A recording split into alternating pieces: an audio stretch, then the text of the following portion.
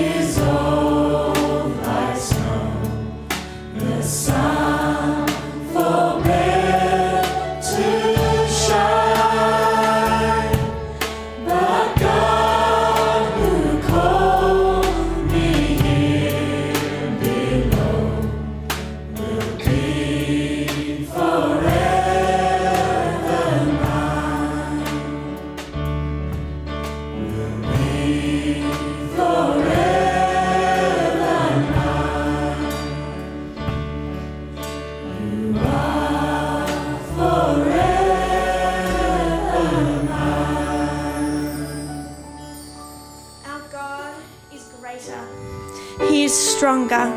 He is a God who is slow to anger. He is a God who loves us. He's a God that protects us. Our God is great. And there are so many amazing reasons why we can thank God. And this is what this song is all about. Because we have God in our lives, there are 10,000 reasons for our heart to sing. I pray that as you sing this song today, that your heart will sing as you thank God for all the blessings that He has given us.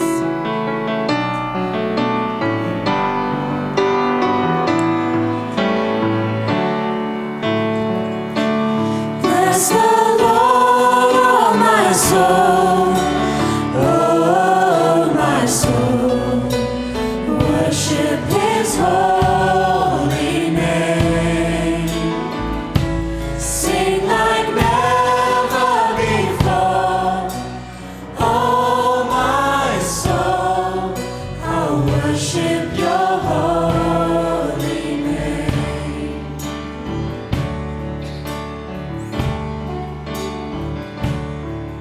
The sun comes up, it's a new day dawning. It's time to sing your song again. Whatever may pass and whatever lies before me, let me be singing when the evening comes.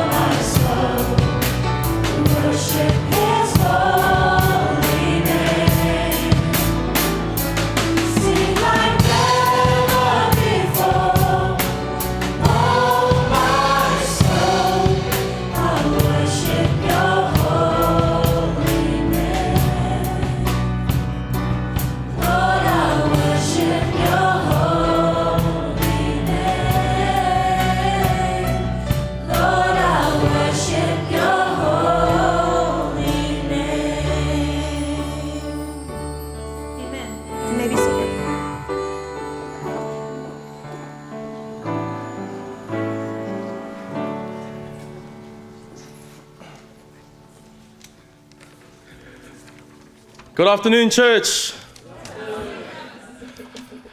I don't know about you, but I'm struggling to stand straight. I think I ate too much during lunch. Remember what I said? Samoan food. There was enough for everyone, yeah? Did you enjoy the lunch? Yeah. Turn to the person next to you and say, lunch was good. That's good. Well, I'm here to do the welcome, and where are my people? Adam, come here, Adam. And part of this welcome, I need you to help me because I ate too much, okay? And Adam, if you can just film everyone, can you just wave for everyone? Just say, hi, yeah, wave everyone. For those of you on live stream, you missed out on an awesome lunch. You missed out on an awesome message by Pastor Devron, and you're going to miss out on this afternoon program. So make sure you get them, Adam. Thank you. Thank you, Adam. Give Adam a round of applause, please. Thank you, Adam G. Well, we welcome you all here for the afternoon program. We have a special afternoon program, and it goes for 5 hours, okay? 50 years. So every 10 years is 1 hour, okay? So we're here for 5 hours. We want to celebrate into the night and continue on to the picnic for Sunday. So if you fall asleep in your chairs, it's all right. It's all right. Jesus loves you. But make sure that you sit back, relax. We got people over 50 coming to share. We got people over 40, over 30, over 20. They're coming to share their experience, their vision of the church, and their memories of Morphett Vale Church.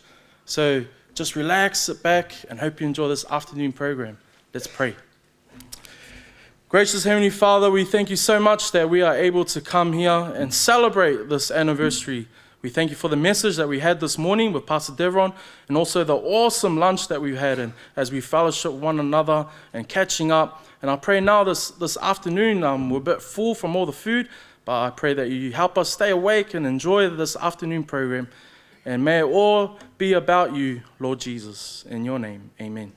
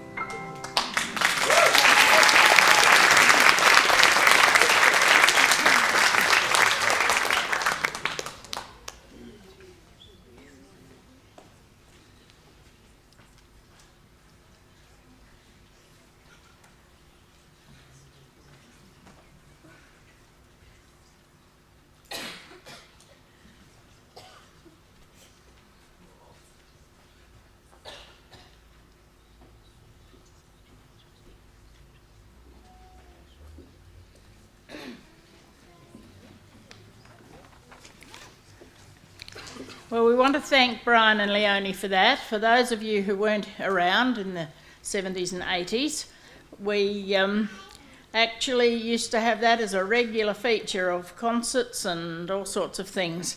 And so when Brian and Leonie said that they would be here for the weekend, we said, bring your saw.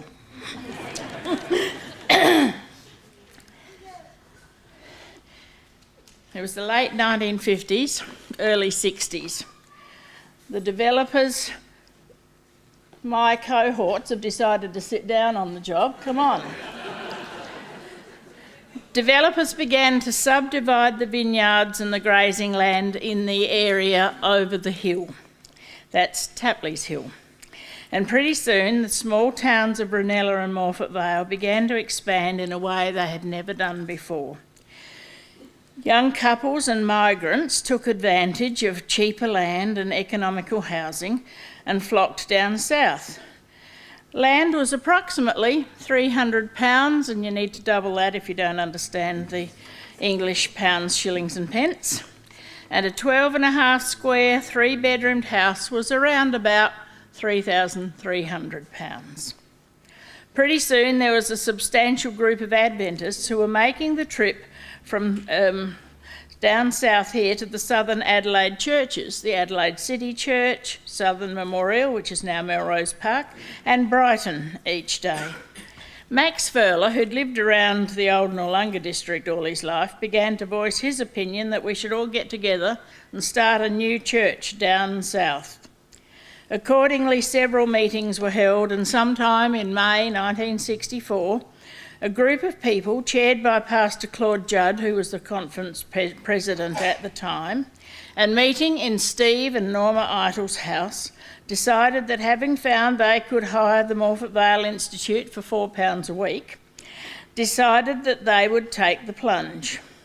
Thus, the Morphett Vale Seventh-day Adventist Church was born. Church personnel was chosen, with Max Furler asked to be senior elder, and Dennis Peterson voted to be Sabbath school leader. Now, there was only one hitch in relation to Dennis taking on the job of Sabbath school leader. You see, he wasn't there at that meeting.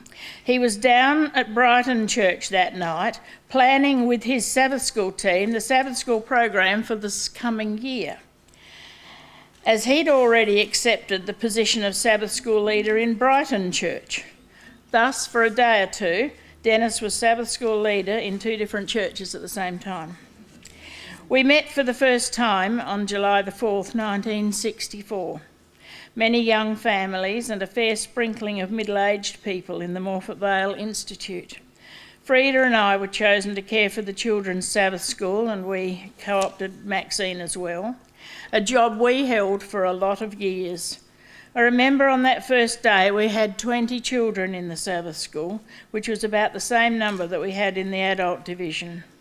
It was an exciting time to be part of a new church with bright prospects for the future. Meeting in the Village Institute did have its drawbacks, however. For the Eitel family, Sabbath morning began very early when Steve, John and Peter went down to the hall and swept and cleaned, ready for Sabbath school at 9:30. You see, sadly for us, the group that hired the hall on Friday night left it in a disgraceful state, and Steve took it upon himself and his boys to clean up the beer bottles and sweep up the rubbish before going home, showering and coming back to Sabbath school all scrubbed and cleaned and ready for the day's services. Faithful families who were with us in those days included Max and Mavis Furler, with Francine and Gillian, Steve and Norma Eitel with John and Peter, Laurie and Evelyn Beaumont, David and Frida and Elizabeth and Russell Rathel, Dennis and Carol Peterson with David and Narelle, Alf and Thelma Holmesby, Brian and Maxine Holmesby with Karen, Andrew, Karen and Wayne, the Davey family, Flo, Kay, Shirley, Margaret and Eric, and Keith and Val Langton with Kim, Debbie, Julie and Wendy, and Ian and Bev Bannerman, Justin and Rosalie, and Fred and Anita Dose with Stephen and Sonia. A few months later, on November 7, 1964, we were formally organised into a church by the Conference Secretary-Treasurer, Mr David Morgan. Our pastors over these years were Pastor Stan Wood, David Lamb, George Rappel, Gerald Norman, Harold Roberts, Eric Davey. Of these men, only David Lamb and Eric Davey are still alive, and neither of them could come today because of ill health. The others are sleeping in Jesus, and we'll meet them again on Resurrection Day.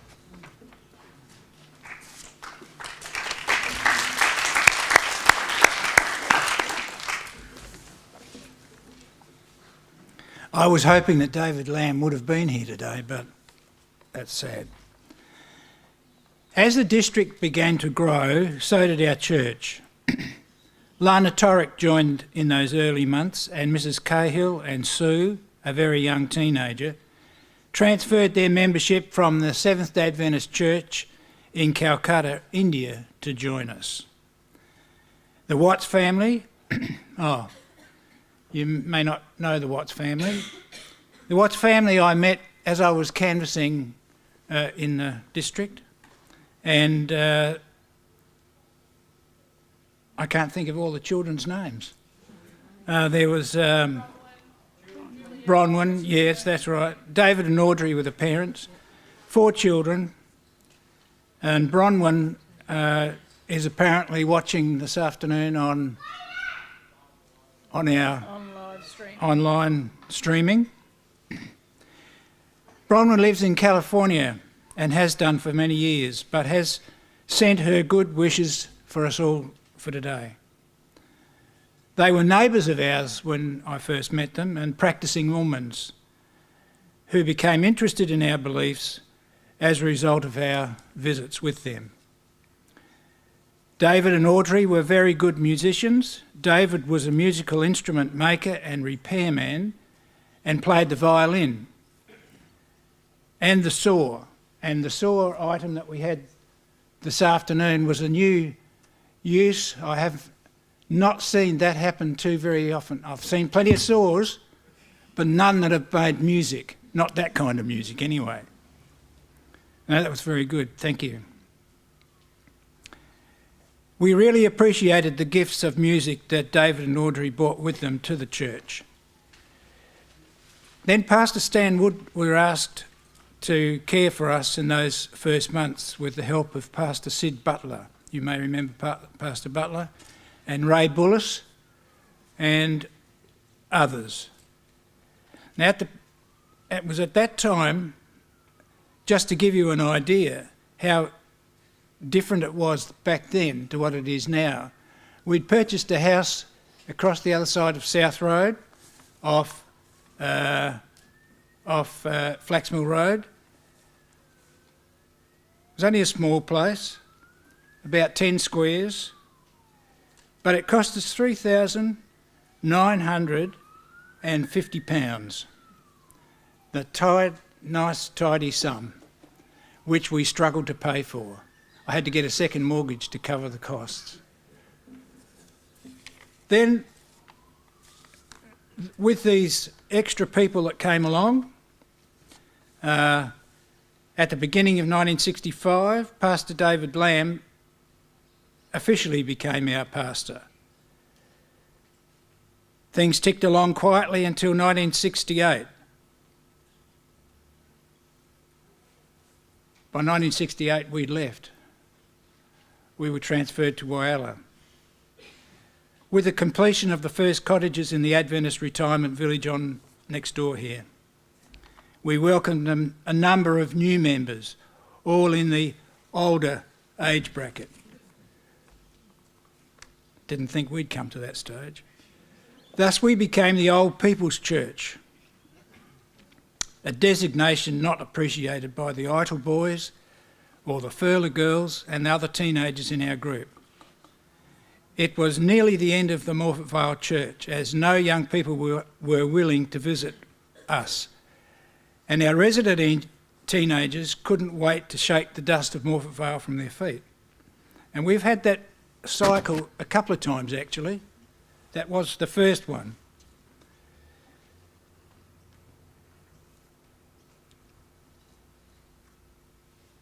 we didn't just meet on Sabbath and go on our way at other times.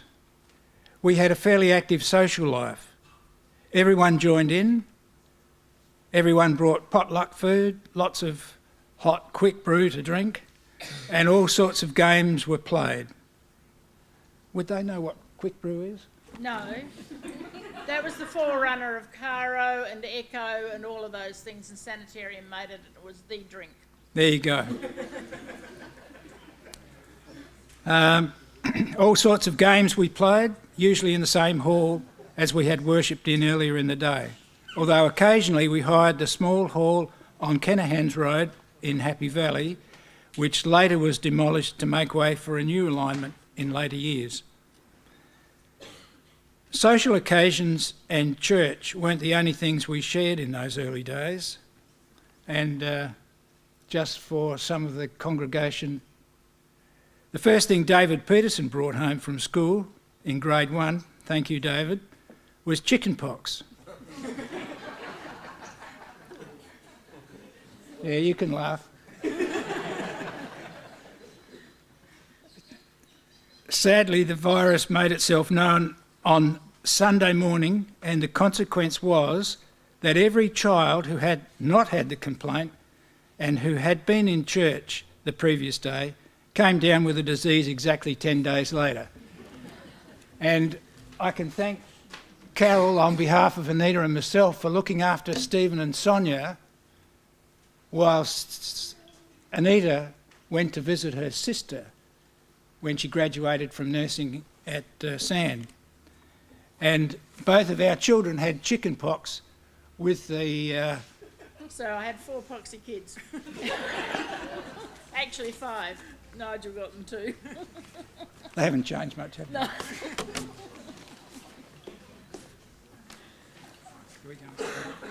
Thank you, Fred. I was supposed to tell you about prices back then, but I think they've done enough. So I'll read what I have to say. And you've probably wondered why this little church is sitting here next to me. It was originally made as the collection box for our building fund. Now the children in the Sabbath school use it for a letterbox, but it was very useful back in our day. We could put our donations towards the building fund in that. From the beginning, our big dream was to build a church of our own. And besides the donations for our church, we were very energetic in collecting funds.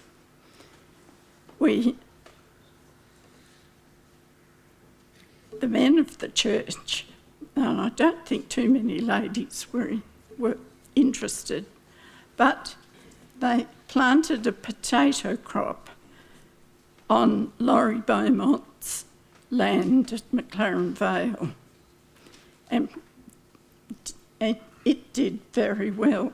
But us ladies, we weren't going to be left out, and we catered for weddings. As you can imagine, we're still catering potluck lunches. In 1967, the conference purchased the property on which we now stand to build, and they built the first units of the retirement village next door.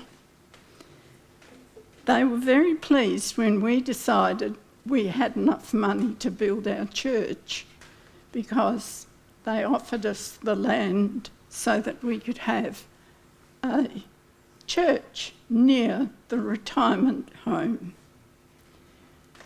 And so we started, and it wasn't long before the bulldozers and the builders moved in and started levelling the ground. A lot of the building was done by voluntary labour and lots of sweat and toil. David Wraithall, my husband, welded the beam that went from side to side and across the roof twice. The first time it was bent by a truck delivering sand, and the gentleman who was driving the truck, the late Dud Nicol, said he would come when he was invited to come to our opening, but he wouldn't come into the church, it might fall on his head. But I'm glad to say he did come, and it didn't. We made the pews ourselves. Dennis Peterson very carefully designed and welded the frames, and the seats were upholstered by the men of the church, supervised by a gentleman named David, who we couldn't remember his second name, but he was a professional upholsterer, but he supervised it all from his wheelchair. And we boasted that we were the first church in the South Australian Conference to have padded pews. Our modest church building was finished. Cream brick walls, brown windows and roof in the fashion of the time, and it was opened and dedicated on September the 30th, 1972. It was dedicated by Pastor W.A. Townend and opened by Senator Condor Lauke and Dr. Don Hopgood, who plays in the Noarlunga band. He was the local member of Parliament at the time, and he made a short speech. We had a wonderful day, and we culminated that night in a sacred concert.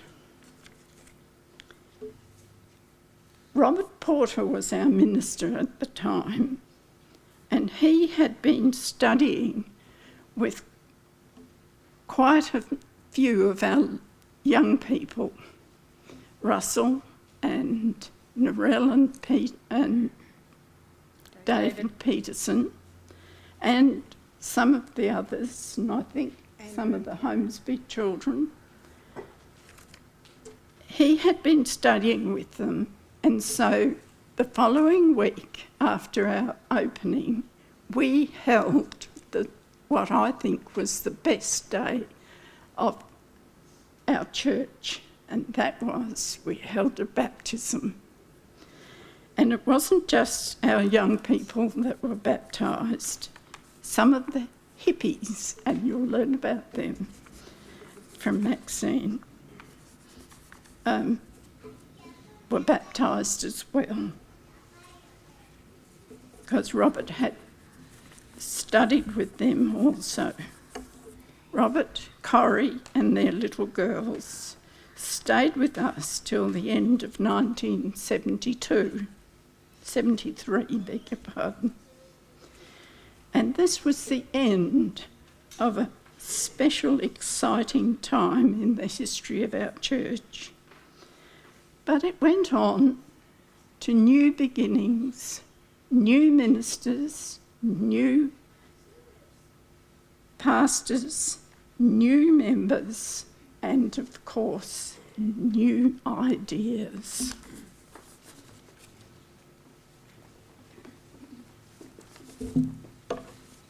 Back in 1964, a can of Golden Circle, 15-ounce can of Golden Circle pineapple would cost you 1 1/8 halfpenny. Now look at, I see some young people here who wouldn't know what 1 8 halfpenny meant. It is equivalent of about 19 cents. And in 1974, it had increased to 22 cents. So in that time, it had only increased 3 cents. Well, back then, as we said earlier, Morphett Vale at this time was known as the Old People's Church. Not a name that we really appreciated. However, things began to change when one day in church, Ron Griffiths got up and told us that some workmates of his had agreed to come to church the following Sabbath. However, he said very seriously, we are not allowed to rebuke them or even say anything about their clothes, etc. These workmates were hippies who lived on the beach or near it, grew and smoked their own weed, and did all the other things hippies did in this era, but who began to be interested in the story of Jesus as Ron told it to them. Evidently, they almost had a bet on with Ron that we would not accept them because of the way they dressed and lived. The next Sabbath, they came, about 6 of them, dressed in their hippie clothes, long hair, bare feet, and so on. We said nothing, but we welcomed them and invited them into our homes and loved them. And Rob Porter and Ron Griffiths studied the Bible with them, and week by week more and more of them came to church, joined with us, and became part of our church family. Though we didn't say a word about the clothes, etc., it was a slight worry to some of our regular members. One dear conservative old soul said privately to another person, I guess it's okay for them to have long hair. After all, Jesus had long hair. This was, after all, the era of the short back and sides for men and the hats and gloves for the women. However, the difference in the way we dressed did not go unnoticed by the hippies. On one occasion, when visiting the Petersons' house for lunch, they sat on the couch in the lounge and said, you'll never get us into suits and ties. And then a few months later, and without any discussion about appropriate church wear from anyone in the church, they sat on the same couch in the same lounge room in their suits and ties and reminded us that they had said it. These days, church dress is much more informal and it's not an issue anymore, at least in Morphett Vale. We learnt a lot from those young people. Some time later, one of the young men told us that they were testing us to see what we would do or say to them about their hippie attire. Strangely enough, we suddenly turned from being the old people's church, where the young people from other churches wouldn't even consider coming to visit us, to the hippies or the young people's church, where we had visiting young people almost every week. We were famous. These young people grew in their love for Jesus, and it wasn't too long before they were baptised and became a much-loved part of our church membership. We saw many good character traits in these young men and women, and before long we began suggesting that they should go to Avondale and train for the ministry. Some of them, David and Lindy, Alan and Michelle, and John O'Malley, decided this was a good idea, and we sent them off with our love and good wishes. Later, John came back and married Sue Cahill, and they have just retired from a lifetime's work in ministry as a church pastor, and they send their good wishes to us all today.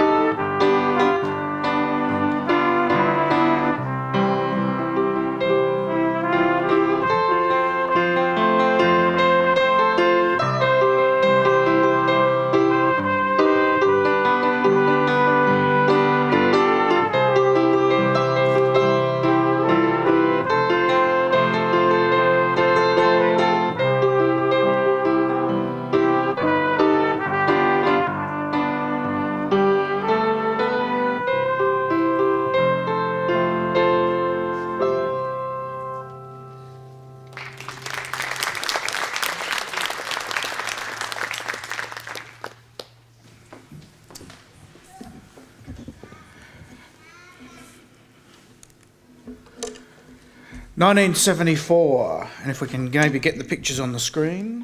1974, I guess I've got the second decade from sort of the mid-70s through the mid-80s. And I guess it's from the perspective of a 14-year-old who's looking back after some 40 years. Perspective of a fifth-generation Adventist, for whom church was not just an important part of life, but in many ways was my life. Some of my memories, I'm sure, have forgotten, and what stuck in my mind was what was important to me. But if you were there, it may not be what was important to you. So this, I guess, is quite personal. And it may be that I don't talk about the things that you remember, the things that were important to you. In 1974, you could buy a packet of Weet-Bix that apparently came in a pink packet. In line with the times, you can see the lovely wallpaper behind it. That Weet-Bix cost 32 cents a packet. Milk was delivered to your front door. You left your money out the front. The milkman came at some unknown hour of the morning and gave you what was enough milk for the money you left out, and that milk was about 19 cents for the equivalent of a litre. You could post a letter for 10 cents, you could buy a loaf of bread for 21 cents. If you needed to find out some information, you didn't go to Google, you went to the library and you looked up this old card catalogue type thing, and somehow you found out that information. You had a phone in your house, usually just one of them. It looked like this. And my brother was telling me, well, they showed their children one of these phones once, the first time they'd seen them, and they were trying to push the buttons. But you actually had to turn the dial. If you wanted to have a private conversation, you couldn't, unless your family was rich enough to own an extension cord that was really long and you could take it into your bedroom and shut the door. We didn't have that. A mobile phone was only seen on science fiction and in Get Smart, the TV series, where it was a shoe phone. And shoes, they were beautiful. Especially if you weren't very tall, because all of a sudden I gained a few inches in height. Trousers, they were lovely too. Flared, they had to be big enough to actually cover your shoe so that you couldn't see the shoe, even though you had on these fantastic platforms. Hair was a big thing too, wasn't it, Gary and Robin Wyatt? It was either long or it was afroed. John Idol managed to do that as well. And here, even his wedding photos, you can see him with his afro. At 14 years of age, I apparently had hair as well as lots of purple shirts. And later in this decade, fashions changed, and apparently Peter Campbell had really short shorts.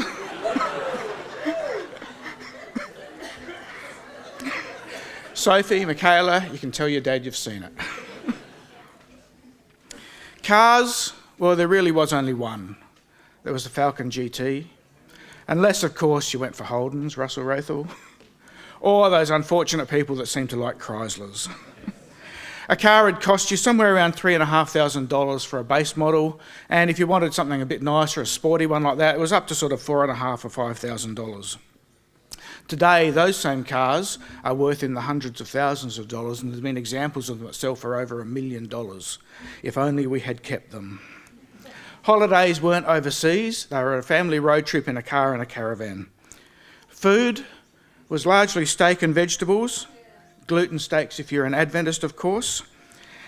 We didn't eat Asian, we rarely ate European. The first mass market sort of European food was Pizza Hut, where you sat down, it wasn't takeaway at all, you sat down, had red and white check tablecloths, but it was quite rare to eat out. A treat was really chips and potato cakes from the local fish and chip shop.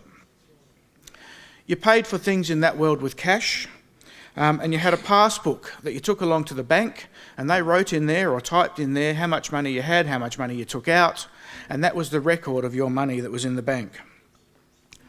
You paid with a cheque, most things with a cheque if it was bills. It was in 1974 that the first plastic money really came to Australia that was sort of available for people on people who, everyday sort of people, and that was called a bank card.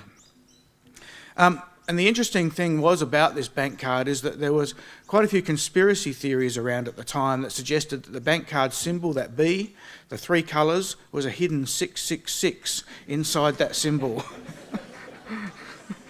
and that it pointed to the fulfilment of prophecy regarding people who kept the Sabbath not being able to buy and sell.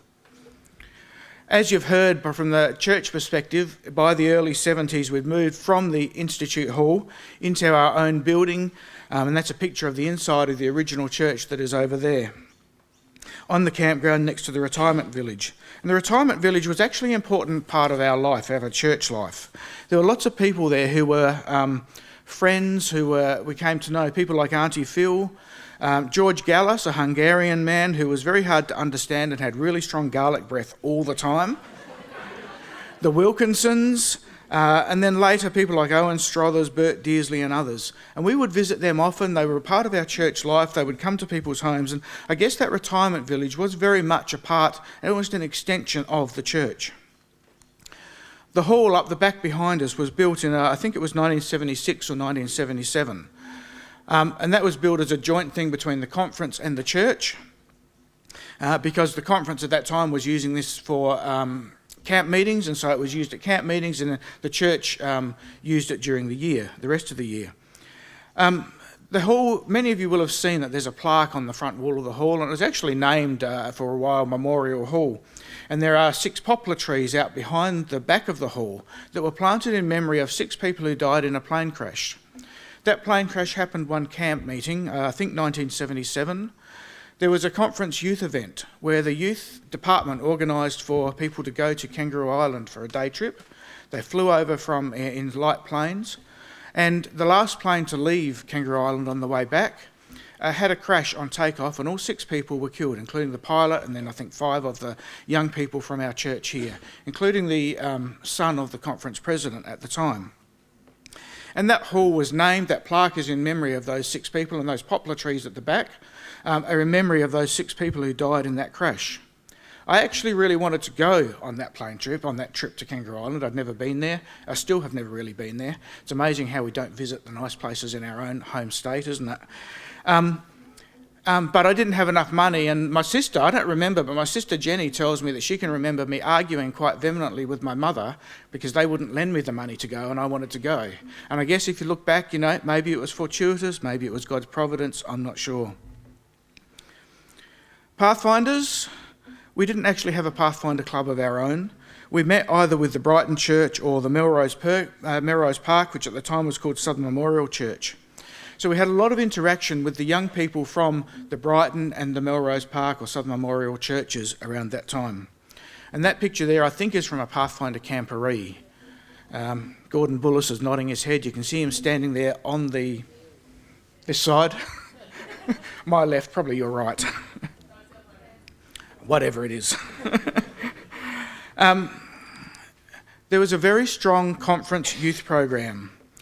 And I guess that's one of the things that really stands out in my mind, probably more so than even the local church conference, local church youth events, was the conference youth program. Once a month on Friday nights, there were programs in Victoria Square in a little theatre down under one of the buildings. They were very well produced programs where, you know, they used all of the technology available to them at that time. There was great music. And they were things that you always wanted to go to, and that was every month. It wasn't once every 3 years, Roland, or 3 months, Roland, sorry, not 3 years, 3 months. It was every single month. There were lots of youth rallies, and Saturday nights, every Saturday night there was something on. The first and the third Saturday night of the month was always a Pathfinder night. The second, I think, was a local church social night, and there was always something on put on by the local church. The fourth Saturday night of the month was a conference youth program, and every month there was a Saturday night program.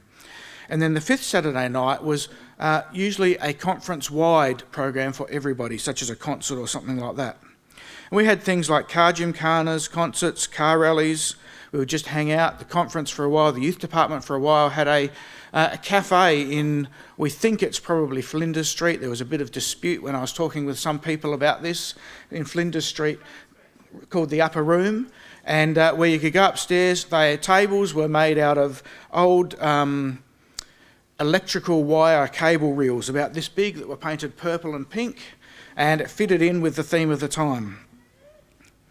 Entertainment. We read books, the ones with paper in them, but not every book. There were lots of books that our parents didn't want us to read. There were lots of books at school you weren't allowed to read at school because they weren't deemed to be appropriate. Movies were a bit of a sore point because if you're a good Adventist, you didn't go to the movies. And I didn't actually go to see a movie in a movie theatre until I was probably in my mid-20s. My youngest sister at one stage wanted to go and see Crocodile Dundee when it came out. And my mother was very much against that, and she made her sit down and read a portion of Ellen White where she talks about going to the cinema before she was able to go to that. There were sometimes, though, movie nights in the local church. So we had movie nights up in the hall sometimes. The movie was very carefully screened. But if something came up on the screen that was considered inappropriate, such as kissing or animals getting amorous, a hand would go across in front of the lens so that you couldn't actually see any of that. Cigarettes and alcohol were widely advertised in the media. Within the church, we had a lot of emphasis on health as one of our core beliefs. And we definitely didn't drink coffee or tea, at least in public. Vegetarianism was very much more the norm for Adventists than it is now. And we, as a church, we were a leader in the prevention of, helping people to stop smoking, seeing tobacco, recognising tobacco as a harmful agent, the dangers of alcohol, and healthy living. And there were lots of activities at a conference level and a local church level that were about helping the community and helping church members to stop smoking. And I don't know if you can read that, but that's from the record in 1970-something, 8, about a 5-day plan to stop smoking that was held just down here at the end of Sheriff's Road in the old oil refinery theatre. And people like John Hawkes, I don't know if John's here, is he? He's not here, but he was very active. John Hawkes, Brenton Wolfe were very active in running 5-day plans to help people stop smoking. We often had stands at the Royal Show about healthful living. Musically, I guess for me, this was a period where I was first able to use my interest in playing music. I learnt the piano accordion from the age of 6 or 7. This is not actually me, but people used to make these jokes that the piano accordion was actually bigger than me. And I imagine this is probably what it did look like. By the time I got to 14, piano accordion for a teenager, well, it wasn't really very cool at all. So I sort of stopped that and I started transferring across to the piano. Used to play an old pedal organ. There used to be a house in front of the retirement village, an old house. Used to play the pedal organ for JMVs, which was an afternoon program for children. Graduated to playing piano for children's Sabbath schools and did that for many years, and then sort of into youth programs in the church and the conference. Music in general in the church was generally an organ. The bigger the church, the fancier the organ. And around this time, there was this theological theory that was widely applied but not actually ever admitted to. That when I was talking with a group of people a few weeks ago about what their memories were of the time, one of them came up with this theology of the sinful nature of inanimate objects. That some things, such as a guitar or drums, have some form of innate sinfulness and as such were not suitable to use in church by Christians. This was first seen in the 60s with guitars, and then later in the 70s and 80s it applied to drums. And then in the 1990s, you know what the big controversy over this sort of thing was? The overhead projector. Bringing an overhead projector into church and using that to project words of songs. Music came on vinyl records, then 8-track, and then cassette tapes. And cassette tapes often looked like that. They'd get stuck in your car, you wouldn't be able to pull them out, the tape itself would get wound around all the spools inside. If you were young, you listened to the Heritage Singers, Wedgwood Trio, Keith Green, Andre Crouch, Jamie Owens-Collins, and then later Amy Grant and Evie. If you're old, well, I'm not actually sure what you listened to because I tried to avoid it. We just knew that it was old. In this period, I guess in the state, there were a number of groups, singing groups that were very good and used widely. There was Dakaras, there was College Park Orchestra, Drusilla Ackerman and Ben Nowicki, and a whole lot of people like that who we used to play a lot of music together with. Musically, I guess I was never really into hard rock. I preferred people like Olivia Newton-John, John Denver, the Carpenters. I liked harmonies, I liked strings playing in the background. My favourite band was ABBA. I was in love with ABBA. The girls, they were pretty good. But Benny, the piano player, he was my hero. And my one real act of teenage rebellion, when I was about 17, would have been 1977, was to go and see ABBA live in concert at Football Park, against my mother's wishes. And I took my 14-year-old sister with me, against my mother's wishes. In church, we used a hymn book. We didn't use a data projector or anything like that. It was leather bound. It had ancient script in it to make it look, I guess, holy and serious. And you'd get friends to sign their favourite hymn, and I actually meant to bring it up with me. On the table out the back there, I was looking through and I can see signatures from Russell Wraithall and Elizabeth Hill and lots of other people about what was their favourite hymn. Church was very much what we used to call, or what we've come to call, a 3-hymn sandwich. You'd have a hymn, you'd have a prayer, you'd have a hymn, you'd have something else, you'd have a sermon, you'd have a hymn. So it was sort of sandwich hymns were the bread, if you like, between the filling. And there was very little of the congregation in the church service. It was very much the sermon, and then two elders. They would sit up the front of the church with the preacher, and you'd laugh at them if they happened to nod off and go to sleep. The Bible was very much the King James Version of the Bible, but it was around this time that modern language translations first started to become readily available. And there was controversy again over that. Should we use modern languages of the Bible? Were they appropriate to use? 13th Sabbath, the last Sabbath of each quarter of the Sabbath school year, was a time when all of the children's Sabbath school classes would come and they'd stand out the front of the church and they would sing songs or do a play or something like that. And that was a regular feature for many years. I don't know, it doesn't happen here in Morphett Vale at all very much, but I don't know if it still happens in some of the other churches. But it was something that I'm not sure the kids liked, but certainly the parents, the people, they loved those 13th Sabbath items. And it was this period that also schools first came down to this area. In 1970, there was a single-room school that was started in the rear of the Brighton Church, and then, as you've heard, around 1977, a room was built here on the campground, and it's grown to what you see today. And Christine's going to be talking a lot more about that a little bit later on. Evangelism was something that was very prominent in this period for the church. Jeff Yilden was a minister here in the early 70s for 2 or 3 years. And he used to do regular mission programs, and they would be in a hall down off South Road in Morphett Vale. And the hall had, when you walked in the door, it had a toilet sitting there with a flat roof inside the building, and you could get up on the flat roof. And we used to get up on the flat roof with his 2 slide projectors, looked like that, slide projectors, and he would have a really long cable with a switch down the front, and every time he wanted a new slide, he'd press the switch, a light would come on up where we were, and we would change it to the next slide. The only problem was that these slide carousels were a little bit temperamental, and this movements of the slides in and out, they'd get jammed, and then there were times when the slides would end up all over the floor of the top of the roof where we were sitting on, and Jeff would be there like this, pushing the button, the light flashing on and off, ad-libbing, and we'd be trying to get the slides back in order and hope that it turned up in the right place. Theologically, I guess it was a time when there was a lot of focus, I remember as a youth, on God's judgment of sinners, the time of trouble, being ready for God's return. You had to think about how you would escape to the desert when the time of trouble began in order to hide. You were exhorted really to stand up for what you believe, what is right. And we had heard lots of examples of, martyrs and people from several hundred years ago who did that. The future, as it was presented, was very black and white. We'd mapped out who the enemy was, and we were not afraid to tell people about it. And I guess in thinking about that, the reality is that nobody foresaw the world as it is today in the 21st century, where communism in its 60s, 70s and 80s forms is dead.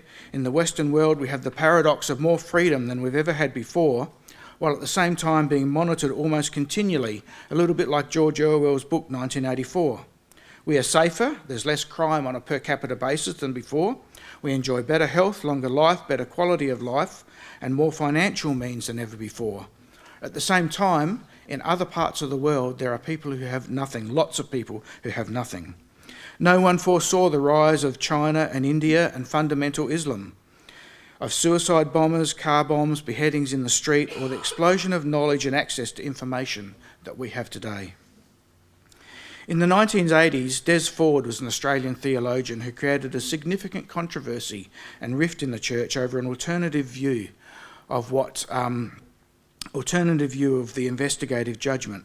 This had a significant impact on the church here in South Australia, with many ministers and many church members leaving over the church over what, at the time, to me, as a quite a young person, seemed to be is something that did we really need to worry about whether this was right or not.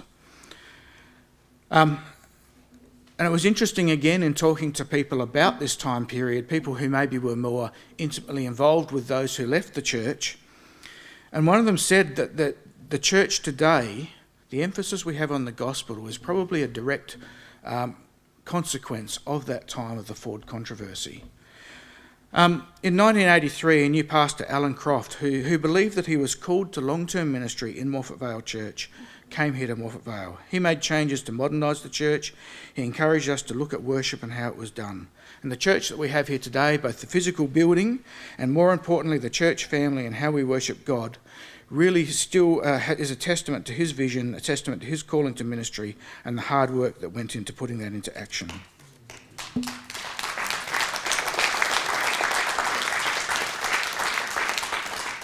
think I've gone past my 10 minutes. I'll skip over a couple of things here, but I guess there were three things that really came to mind when I was thinking about all of this stuff. The first is, as a teenager, what the value of friendship was. And I believe that one of the main reasons I am part of the church today is friendship. People like John Eitel, who was more than willing to come and pick me up as a 14-year-old kid and drive me around to youth programs with him until I was old enough to drive. People like Ray and Robin Kimpton, who now live in Melbourne, who you knew you could always drop into their house at any time and be welcome. Get advice on lots of things about life, about girls, about whatever it may be, and also how to make your car go faster. People like Alan and Noeline Croft, who inspired you by their vision and their commitment to the church. The second thing that came to mind is, I guess, one of the other reasons that I believe is why I'm still in the church, and that is the being involved from a very young age in leadership. Whether it was playing piano for children's Sabbath schools, whether it was leading youth groups, being on social committees, being part of worship, music, I guess I've always been involved. And I believe very strongly this is something that we must do for all of our youth if we are to have any chance of them remaining in the church. There are things we can learn from looking back. I'm going to skip over them, but it's nice to look at this, to reminisce. But the value of history, the real value of history, looking at history, is what can we learn? What can we take away from there? And I guess the final question is one for us to all think about, and that is, what is our vision for the church? When that church members in 1964 started the church, they had a vision for a church to be here in the Morphett Vale community. Do we have one today? Can we develop one? Without one, the work that we've done on this building and refurbishment is actually worthless. With one, it becomes a way of having an impact on the community around us. And I want to challenge all of you as members, maybe we'll leave it on there. No. I guess I want to challenge each of us as church members. Let's not forget our past, because it is part of us. But let's not live in the past. We need to live in the here and now. We need to build the future. We need to celebrate today our 50 years in this community, but we need to look at what we are doing tomorrow, next year, next week, next year, and maybe even 2020 in order to make a difference to this community.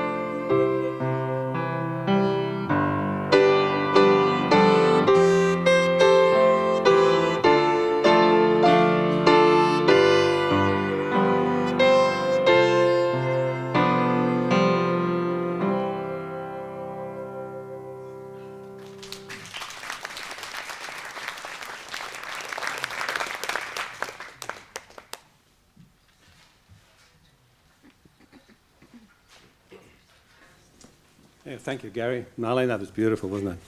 We've been sitting for over an hour. Would you like to just stand and stretch and just move around and say hello to your neighbour or something? Because, you know, sitting in the one spot's not real great, is it?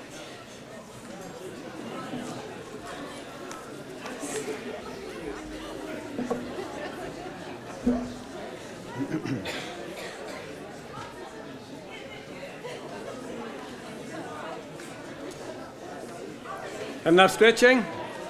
Ready to go? Okay, let's get to it, eh?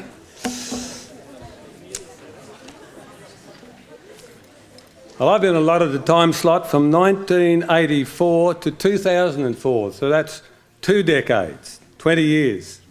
And as I reflected on the Morphett Vale Church, that time period, there's one word that kept coming to my mind, and that was the word change. And I guess it'd be better described as significant change. I just want you just to look at the screen for a little bit, not that fella there now, but what's coming on in a minute, and have a look what it was like back in 1985 in the church just over the way for a baptism that we held there, and see if you can recognise some of these people that are there.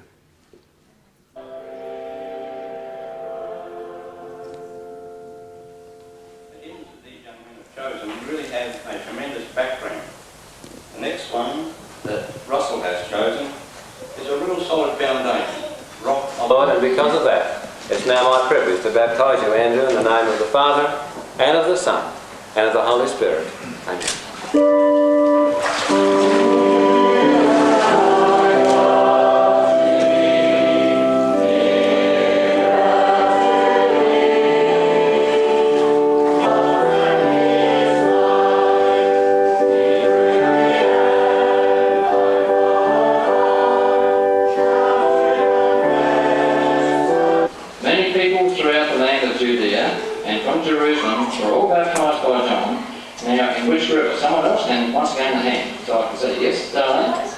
Jordan, that's correct. Thank you. One reason for preaching in the desert areas near the Jordan was the suitability for baptisms. Right, number 4. What can you tell me about this man's habits and appearance? We're talking about John the Baptist now. In other words, what did he look like and what did he eat? Someone else and a hand again. Yes, we saw someone else, Darlene. Little girl, yes. With a big voice, so I can hear. Martin.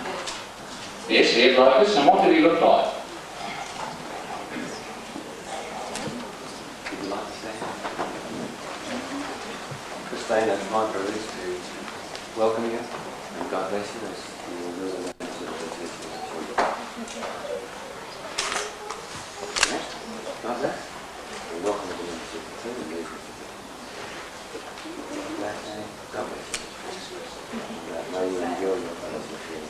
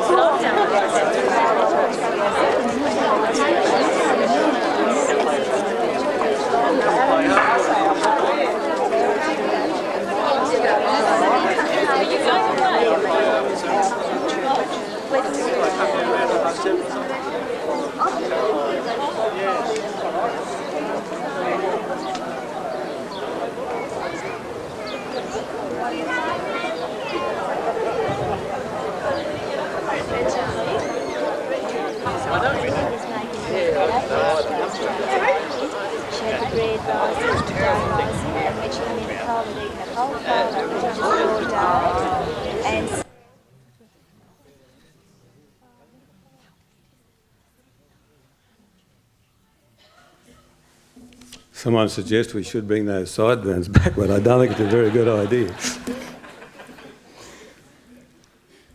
people have changed, haven't they? Did you see my son? You recognised him? A little fellow, wasn't he? That was 1985. Kids have grown up since then. Adults have grown older.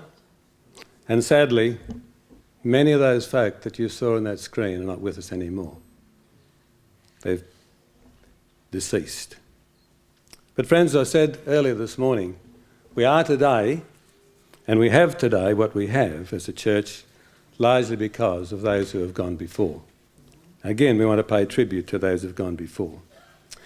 I said 84 to 2004 was a time of change in most things, but you were stuck with the one pastor that whole 20 years. In fact, you had 23 years, and I want to thank you, Morphett Vale, for putting up with me for that long. We did have one addition to that through those years, from 1993 to 1996. Pastor Lee Bowdish-Walsh joined us, and we enjoyed his ministry too. He'll speak to you a little bit later. As already been said, about the mid-1980s, it became very evident that the little church over the way was just too small for the congregation. They had outgrown that building, and we needed to plan for a more serviceable facility. A planning committee was formed, and new plans were commenced to be drawn up for a new church. We were very blessed because the conference, and is this thing working? The conference agreed to allow us to use the land which is below the hall. Do you recognise what that is? And they also agreed to purchase the old church to become part of the retirement village. And that was a great blessing to us as a church and to establish a new facility here. However, planning takes time. And because we were too many in the congregation to fit into that church anymore, we decided that we utilise the hall. So around about 1989, not sure exactly the date, and through to 1992, we met in the hall just up the way. Not the ideal situation for a church. It wasn't the best for acoustics, but I think we had a good time there, didn't we? Those 3.5 years or so that we enjoyed in that time. So that was a major change for a church that had been settled into their building for 20 years prior to that. Perhaps we'll just have a look. You can see there, this scraper, by the way, belonged to one of our members, Gavin Thorpe, and Gavin's not here today, I don't think, is he? But he did all the earthworks for us, and that's a pretty good effort. That's the first scrape, as you can see there, that he took off this block of ground. Takes us back in time, doesn't it? Plans were completed.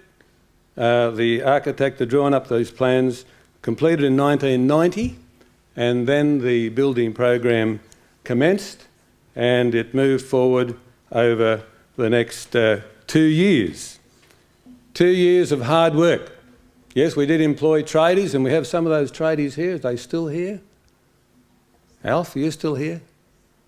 He erected the bricks around the place. He's still here, good on you. And it's still standing, mate, which is great. Fantastic. Gordon reminded me that he was involved with the plumbing in the area, and also an awful lot of effort went in by the church members here on a volunteer basis. My wife reminded me at the time she didn't know whether she had a husband or not. I think he kind of should have shifted his bed down into the church here, because we had many long nights working on this building. And as I said, on September 1992, and I'll just move ahead quickly here just to give you a little look at the building as it went up. In 1992, it was getting close. Well, it was completed as far as we were concerned. There we are in this building. And then on September the 9th, we decided, let's move in. No carpet, you might notice. The floor is still concrete. And David mentioned overhead projectors. There's one of those horrible things, David, that we put into the church. We'll comment about that a little bit later. But it's an amazing effort that this church put in to build this church debt-free. We did get a loan to put the carpet in, and that was soon paid for. Tremendous effort by the church, and you need to be congratulated yourself for doing that. Something else also happened in 1990. It was my privilege to attend a church growth tour to the United States. And I think it was about 3 weeks. We went on a tour through the States, visiting various churches that did church differently. That did church different to what David talked about with the 3 hymns and a prayer and the sermon. And when we returned, I decided we'd share some of these ideas with the congregation. And many in the congregation decided, well, let's see if we can do something here. And a worship committee was established. It was an exciting committee, one of the most exciting committees I think I've ever been associated with. It worked long and hard, and we decided that we'd try and look at our program, Sabbath School and church, under a banner as one time together. We didn't have Sabbath School superintendents. We decided we'd change all that and let the worship committee organise the whole program for the day. Following a theme, and I notice we still have a theme introduction at the beginning of our time together, and also something else we decided to do was half an hour for a Bible study. It wasn't very long, and so we extended that to an hour. With the goal of being more inclusive and having more involvement of all age groups, different other aspects were introduced into our time together, such as praise time. Do you enjoy the praise time we have today? That commenced back there in the 90s, after the new church was built, around about that time. And with the praise team, you'll notice we include all age groups where we can. And we used overhead projectors. It's gone. Oh, there it is. It's up there. Ah, there it is.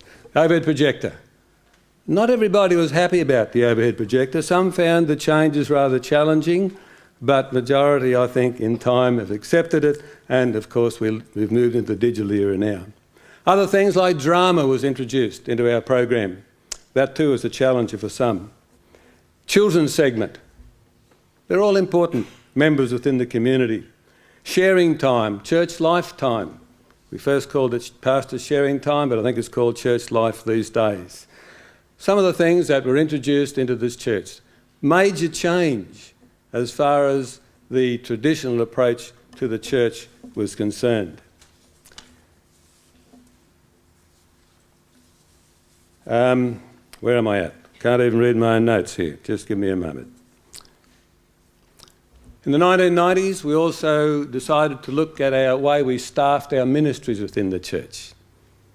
And after running a spiritual gifts seminar and inviting people to have a look at what their real spiritual gift was, we encouraged people to nominate for positions that the church might have, for ministry that they feel that they could fit into because of their spiritual giftedness. And thus the nominating committee process was altered a little as well. We also looked at the idea of ordaining both men and women in the roles of elders and deacons. And we looked carefully at the roles of elders and of deacons. And whereas the deacons were primarily involved with the worship, we thought, well, when you look at the biblical role of a deacon, it involved more than just taking up offerings. And so the idea of worship assistants came about, and deacons were appointed more in the terms of visitation. And elders, we ended up calling them for a while pastoral assistants. And just recently the church has again voted here to accept that title. As a church, we also spent time evaluating why we existed. What is our mission? And in the 90s, I can't remember exactly when it was, after spending many hours, I know, as a church, reflecting on our purpose for being, coming up with a mission statement that still exists today. And those of you who attend here, I'm sure, can remember what that statement is. The Morphett Vale Church exists to participate in the continuing work of Jesus to enhance the lives of all people now and forever. Today, that mission statement still stands. What about outreach? Well, over those years, in spite of the fact we were so busy building and working and doing other things, the ministry of loaves and fishes ministry was introduced. Pat and Debbie McGrath. Pat, are you still here? I think you were the leader of that particular ministry, and the church rallied behind this ministry, and not only did they provide personnel for it, but also the finances. We didn't have the backing of ADRI. It was a program very similar to the Shepherd's Lodge which runs today.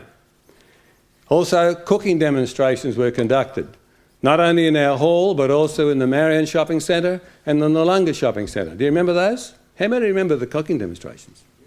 Yeah. Food parcel ministry was very active in those days, as it still is today. 5-day plans. I remember being involved in a 5-day plan or two at the school, another one, another school building over in Morphett, Vale. And we found them a great way to touch people's lives. Then came the satellite ministry. Dwight Nelson, Doug Batchelor. We put that satellite dish on the back there and we conducted the satellite ministries. That was followed in the year 2000, 2001 by Pastor Anthony Kent, who came and ran a mission here, and various other seminars were conducted following his presence here. I think that was, I've forgotten his name for a minute. He's the president of Tasmania. Anyway, over that period, we had roughly just a little over 100 baptisms in our time at the church, and that was great to see people commit their lives to Christ that way. We also had a very active Pathfinder club, and also a very active youth group, and I'm going to hand over to Lee. He's going to talk to us a little about the youth activity in our church in that time period, particularly that when he was here, 63 to 93 to 96. Thank you, Lee.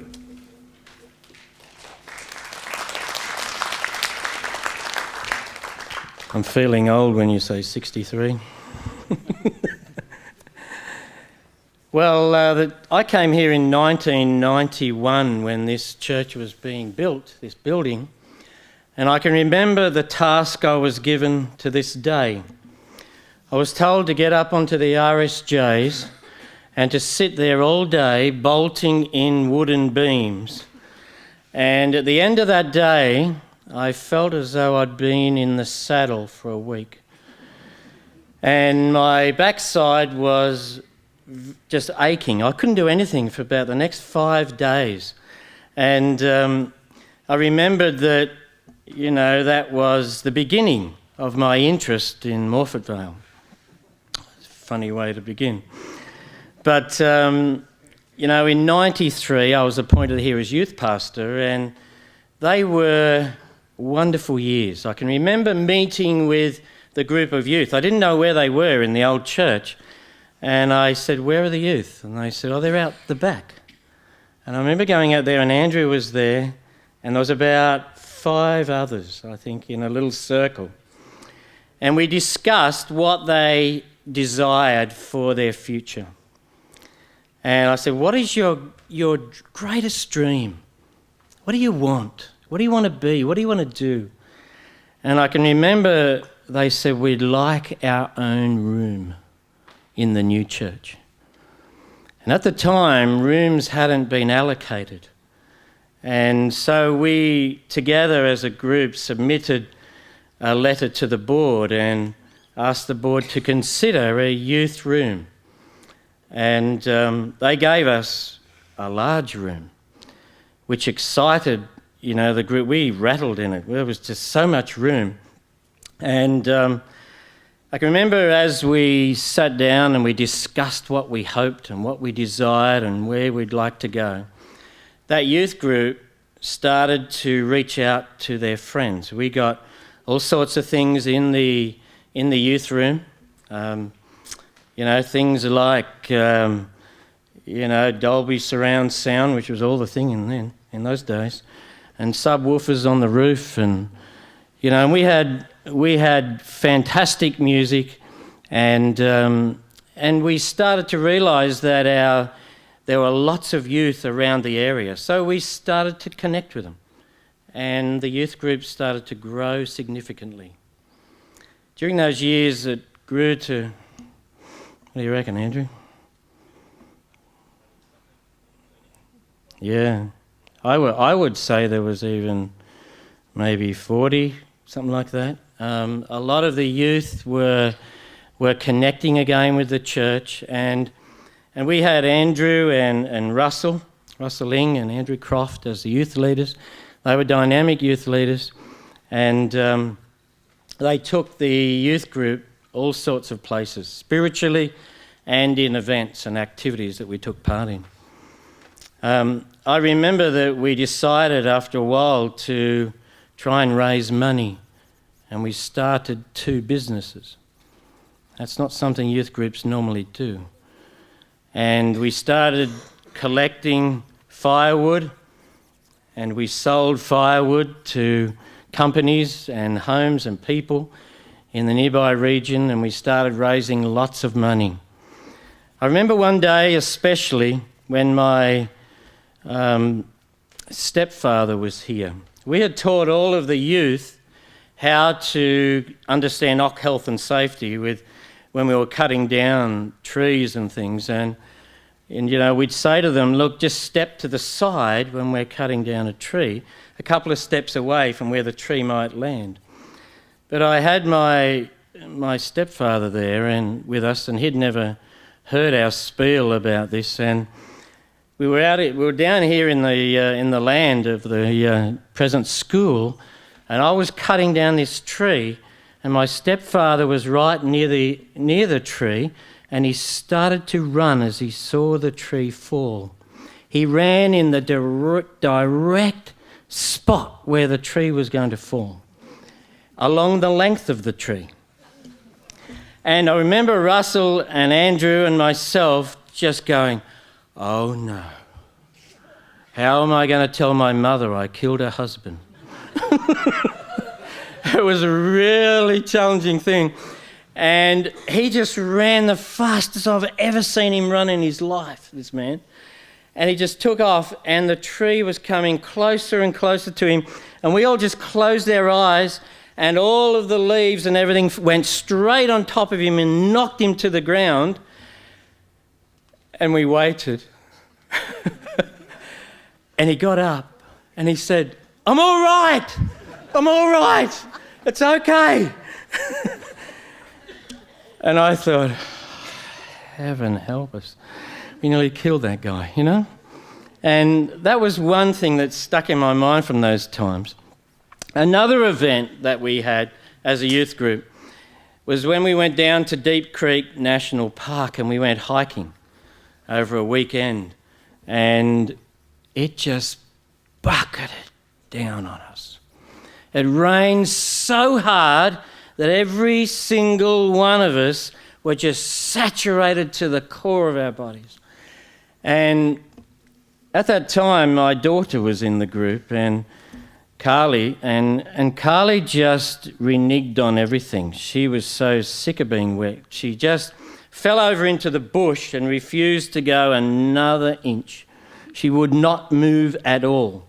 And we would try and encourage her, but she was adamant, she was strong, and she would just say, not on your life, I'm not going any further, Dad. And I said, okay, rightio. And finally the ranger came, and it was still raining, and the ranger came and he said to us, you need to get in out of the rain. And he took us to this covered area where he put a fire on for us, and we all dried out. And parents were contacted to come and get people. It was a great time, and we look back to those times as great memories.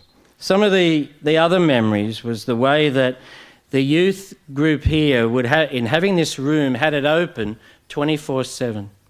They could go out of a night somewhere or after school and drop back in here before they went home. They'd go out to shows or whatever, see a movie or anything, go out to the youth, the conference youth program, and they'd come back here. And we would share food, we'd heat up things, we'd put a kitchen in as a youth group and raise the money for that. And, this youth group had a spirit where they supported each other, where there was time for them to share and to hear and to sleep in the room, which they often did, while others were playing pool, and it was a place where they could just drop in at any time, come and go, and know that they were accepted and loved. And I think that was the key to the spirit that was there in those days. You know, the youth group raised enormous amounts of money through all sorts of things, and in the end we had money that we were donating to charities. We donated money to the Animal Welfare League. We donated money to the church here even. We gave the church loans as a youth group. And that might surprise you. That's how well off we were as a youth group. And we raised a lot of stuff, and we had just such wonderful spiritual programs for the youth and camps and things that took place. And those days I remember, you know, with fondness. I remember the happy times we had together. And there came the time where, you know, staffing was happening in the conference, and the church here said, "We'd like you to stay, Lee." I said, "I'd like to stay." But the executive committee had other purposes for us, and we were sent to Prospect Church, who needed us at that time. And so it was a difficult time, but many of those youth, you know, some are still here. Some have gone into other areas and are very faithful for the Lord in lots of things, and some sadly have even left the church. And yet remember those days. I was only talking to my daughter this week, and she said, "You know, Dad, I look back to those days when I was in the church there at Morphett Vale with the youth, and they were some of the happiest times in my life." And I thought how special that was. And, you know, and I pray that one day she'll find her way back. So, you know, the youth were dynamic, they were alive, they did great things, they had wonderful services that they ran here for the church and in the wider community. And they were, you know, good times, times that we all remember if we were involved. Thank you.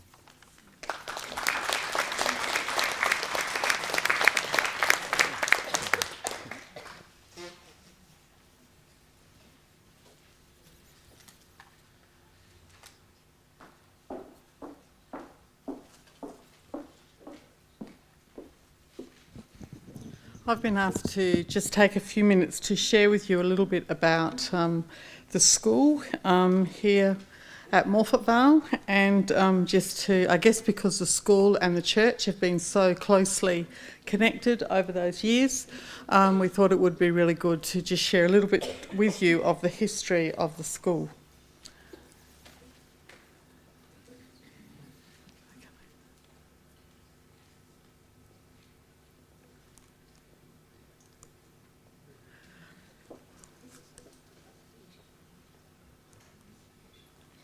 Okay, this is the construction of the school in 1977, and it was constructed by Lynn Andrews Construction Company, from what I understand. The campground had been purchased by the conference, and it was on the property of the campground that the school was actually built. This is actually the construction of the hall, which is above the church. And this is the actual building finished. The building was officially opened February 27, 1977. It consisted of 3 classrooms, a canteen and a toilet block. And the toilet block had lots of toilets and lots of showers because it was to be shared with the church members at camp meeting time. And camp meeting was then held annually on these grounds. This is the front entrance to the school, and there was a sliding door that would be pulled across to actually close the school off and lock it. Okay. The school was officially dedicated by Pastor Utley. Mr. Gilbert was the Deputy Mayor from the Noarlunga City Council. I understand he cut the ribbon and declared the school officially open. The first school principal was Brian Fall, and the first school board chairperson was Pastor Jeff Yulden, and the first home and school chairperson was Mrs. Doreen Hawkes. Now today, Mr. Brian Fall is here, and so I've asked him to come up and just share with you, spend a few minutes sharing with you his recollections of the beginning of the school.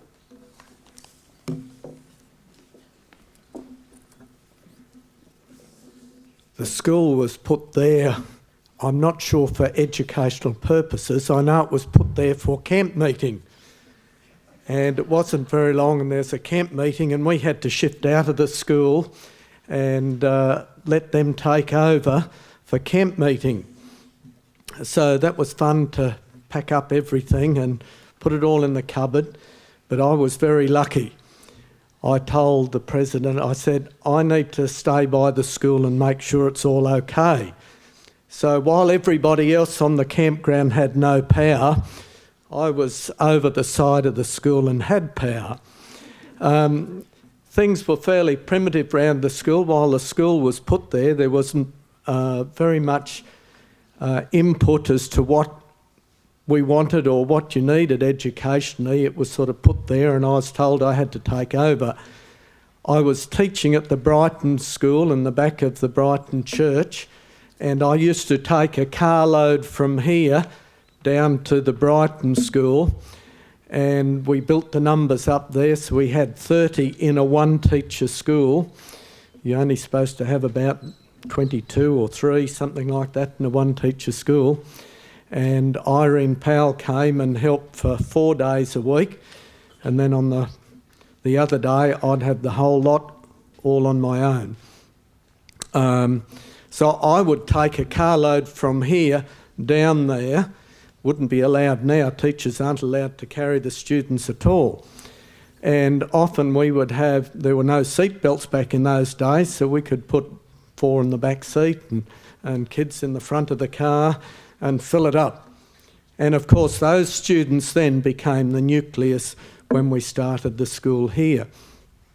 Jeff Yulden had a problem because he was running a mission, and we had a lot of students.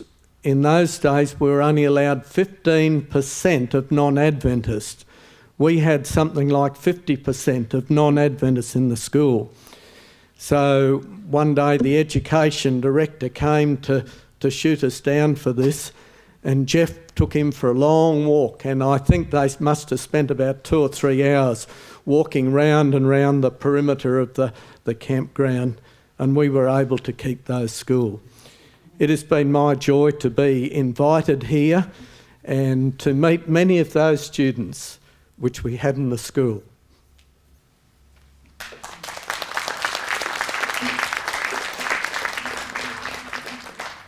Okay, thanks very much, Brian, and that's a photo of Brian in his younger days. Okay, the school began with 22 children in the upper grades, grade 3 to 7, and Brian was their teacher, and in the junior years it was Virginia Firmston was the teacher.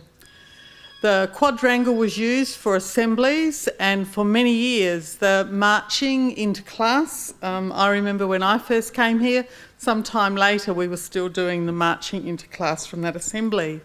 The classrooms had blackboards. These are photos of the original classrooms. Not sure where the teacher is there. These days that would be an issue. Okay, our first school secretary was Jean Smith, and she began working as a volunteer at the school, and she worked at the school until 1990. And so I know she knows a lot about the school, and Jean was still working as a secretary when I arrived here. Okay, the kids had a great garden patch. They loved the wooden playground, and it was a very sad day when the wooden playground had to come down. The oval looked like that for many, many, many, many years. We seemed to have trouble getting reticulation into the school, and for a lot of time we played on dirt.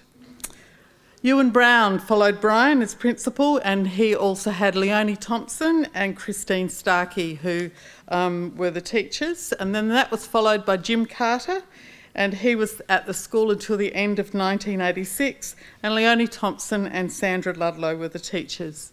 At that time, the enrolment of the school was 32. And once again, you can see the playground doesn't get any better.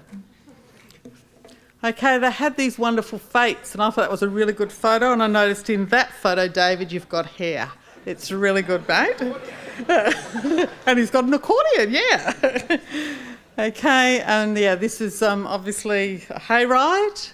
And then we've got a few, this was obviously a bike parade, which we used to have a few of them, and I think that's Mr. Carroll and Pastor Croft. I'm not sure who else is there, but there's a few people. And then here we've got Mrs. Carroll with Chad. Okay, and then we've got Nolene doing a cooking demonstration. Okay, so in 1987, Brian Oemke took over as principal, and it was in that time that Mrs. Shirley Kimpton came to the school, and she was involved in teaching the students how to draw and paint, and as well as that, she took on the task of doing a mural of the Flinders Ranges. And that mural was actually officially opened by the Mayor of Noarlunga, and there is actually a plaque that still exists in the quadrangle of the school, and that is Andrew Holmesby there, who at that time was the home and school chairperson.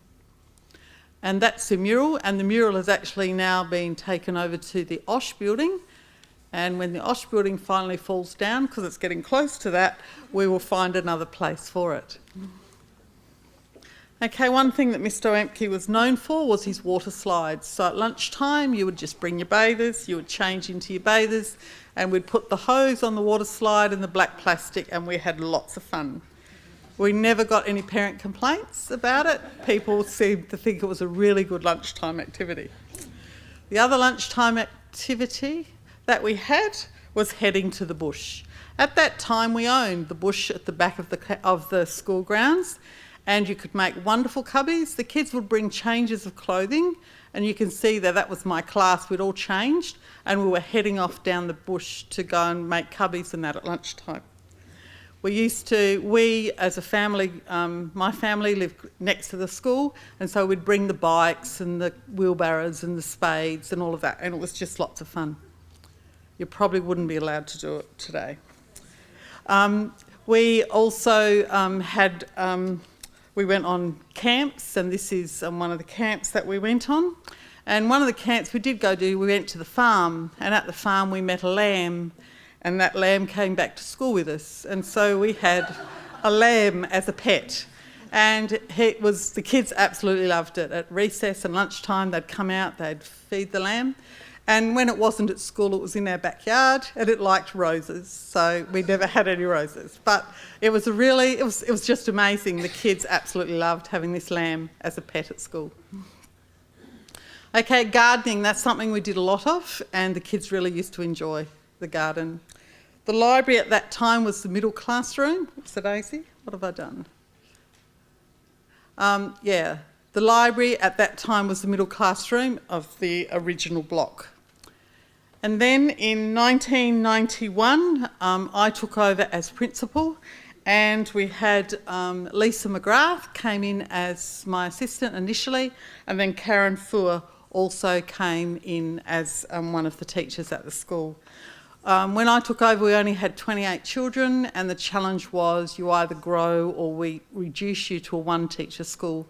And I was fortunate, and I know God's blessing with us, and we were able to grow the school, that the next year we actually needed 3 teachers to actually deal with the increased enrolments.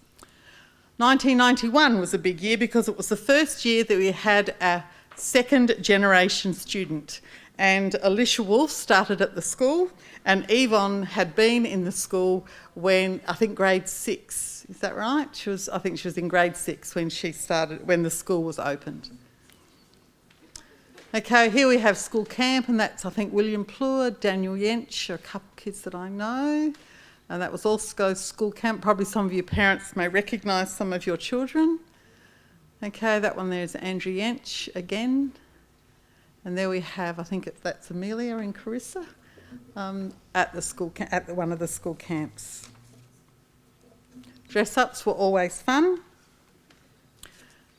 With our secretaries, we have Christine Huey was secretary for a number of years, and then that was followed by Eugenia Broderick. David McNeil was a very popular teacher with the students because he had a loft in his classroom. And so the kids always enjoyed the opportunity to climb into the loft to read, or to do whatever else they had fun doing in the classroom. It was an interesting classroom to walk into because we also had lots of animals in the classroom. In 1993, we received a grant of $210,000 to extend the school, and we actually had to have school in the hall for 6 months, and some of the students possibly remember that, where there were 32 students in grade reception 1 and 2 in the hall, and of that 32 students, 28 were boys. I will never forget that 6 months of school in the hall. But we had to do that in order for them to be able to renovate the classrooms, and a classroom was turned into a staff room and a new front entrance, and they built the colonnade along the outside of the old school. The front entrance was changed, and there's a photo of a much younger looking Jackie Godding. Okay.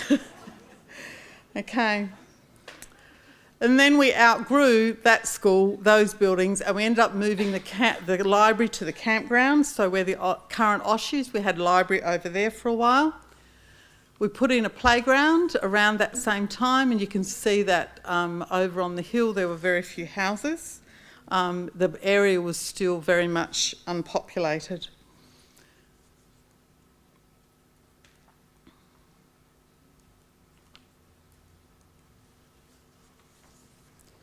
Okay, in 1996, the school had grown to the point that we needed to have the house removed because it was in the way of the development of the school. And so in 1996, the house was demolished, and that was quite a challenge because it was full of asbestos. And so we had to get special people in to remove the house. And that's the back of the house. And then in 1997, stage 2 was completed and 2 more classes were added to the school. In 1999, the admin block was added, and in 2000, the primary library was added, and that completed our master plan for the school. Our goal was to have a school of 180 students, and that's where we said we would stop. And so for 5 years, that's the way it was. We had 180 students. We didn't advertise. You just went on the waiting list. And our school seemed to always have enough students to have around 180. But then the idea was floated that maybe we should go to a high school. And so this idea was further encouraged because we actually received BER funding, and a new library was constructed that would accommodate 650 students. And so with the new library, we realised that we could actually afford to go to a high school, even though perhaps now it is a challenge because there is a lot of money involved in developing the high school. But we made the decision to go to, the executive made the decision to go to the high school. And so in 2011, transportables were constructed for the beginning of high school. With the high school came the oval, and that meant that the area that used to be where the caravans parked for campground when we had it here, that area was, all the trees were removed and the oval was developed. Okay, and you can see there the completed library.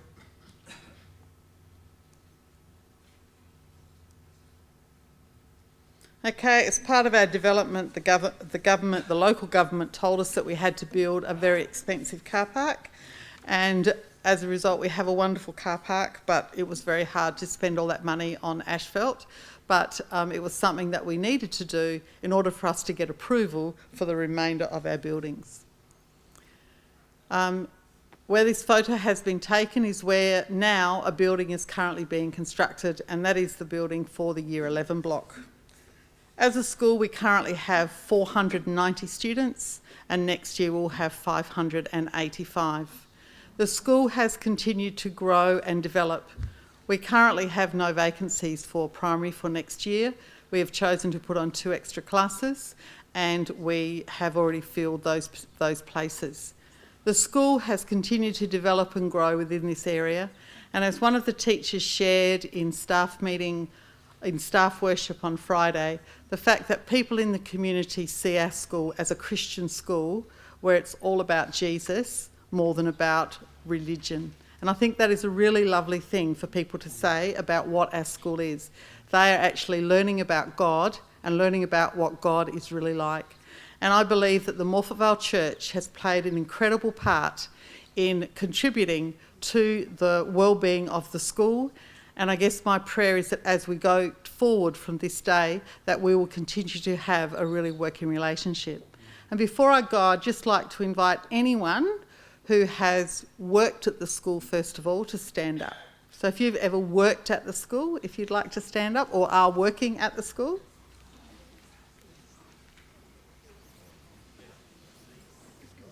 Okay, I'd now like anyone who has attended the school to stand up. So if you have been a student at the school to stand up. And last but not least, I'd like, if you have been a parent or a grandparent of a child who has attended the school, could you stand up? Okay, and as you look around, you can see that together the Morphett Vale Church and the school have had a great working relationship. So thank you so much for your support of the community.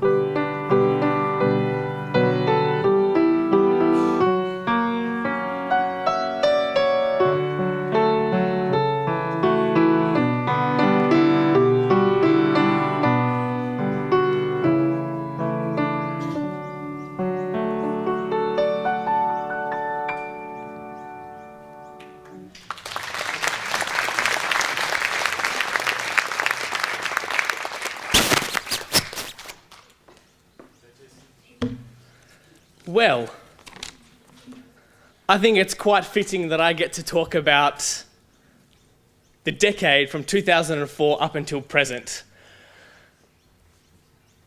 By my hair, you would not believe that I am in this generation. I think I should have been in Mr. Peterson's generation. So maybe I'm just holding on to something back from the past. I'm not sure. It all comes back. That's exactly right. That is exactly right. So I very much do have the pleasure of sharing with you what's happened in the last 10 years at Morphett Vale.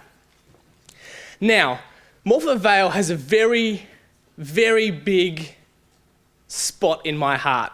This is the church that made me fall in love with Jesus. It's in this spot here that I secured my faith in my Lord. Now, I actually only just realised today that this year is actually the 10th anniversary of my baptism. So I think it's quite fitting that I get to talk about the year 2004 up until present, because that was the year that I was baptised.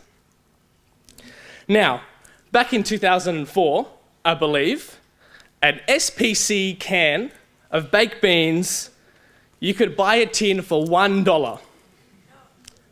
Only 10 years ago. I don't know what the price is now, I don't buy baked beans. A packet of Tim Tams was $1.94 apparently, and the state-of-the-art computer, which was a Dell Dimension 2400 computer, it had a 15-inch panel monitor, was selling for $1,400, and it had 512 megabytes of RAM. Isn't that fantastic? I think I've got 4 times that within my phone right now.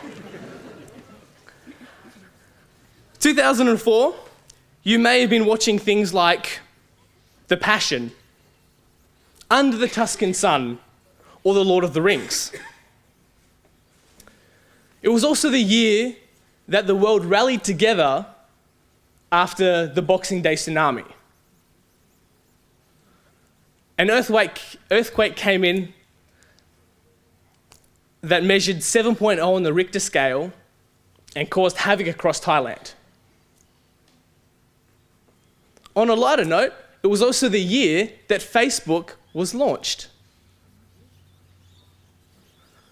Now, during this time, we had Pastor Croft as our senior pastor, and we had Lily Pinozzo as our youth pastor. 2005. What happened in 2005? Every day went on just as the other day beforehand. But something that stuck out to me was a couple of world events. It was the event that divided a nation, the Schapelle Corby story. 2005, Schapelle Corby was convicted. It was also the year that YouTube was launched. 2006. 2006 was the last year of Pastor Croft here at Morphett Vale. It was also the year that I believe Lily decided that she was going to go to Avondale to study to become a legitimate pastor. And we saw 2 new pastors come onto the scene. We had a Declan Strickland, which happened to be our youth pastor, and we had a Dallas O'Connor, which was our senior pastor. Now, 2006 was the year before the 2007 Camporee. Morphett Vale did not have a Pathfinder Club active from 2005, but because of the 2007 Camporee, we decided it was the time to get a Pathfinder Club together so that we could go to Camporee. So for 1 year, we put on our shirts and we pretended to march just to get our way to the Camporee. 2006 was also the year that Google bought out YouTube after only 1 year for $1.6 billion. It was also the year where we had the outbreak of the bird flu. 2007, Apple CEO Steve Jobs announced the first iPhone. I didn't hear anyone cheering. That's a good thing. It was also the year that obviously we went to Camporee in Stewart's Point. And under the key role of Devon Strickland was the year that Morphett Vale launched its video career. Now, I hear a couple of giggles here or there. I hear a couple of giggles. It was the year that we produced a lot of videos within our youth. We pretended a lot. We lip sank. We did a lot of things. Well, it's a word, right? It's been a long day. One of our videos, all of our videos were uploaded onto YouTube. Okay, they've been there for a good 7 years now. One of those, I just checked last night, has over 10,500 views. From little old Morphett Vale. Devon said I need to stop watching it. That's probably very true. That's probably very true. I actually would like to take this time to actually show you one of our videos, our very first video. Now, please keep an eye out for the people that are involved. We tried to get in as many people as we could when we were filming this. So let's see what people looked like back in 2007. Now, please ignore the quality, because this was uploaded onto the internet and then downloaded off the internet. It did lose a lot of quality, but the essence is still there. So please enjoy.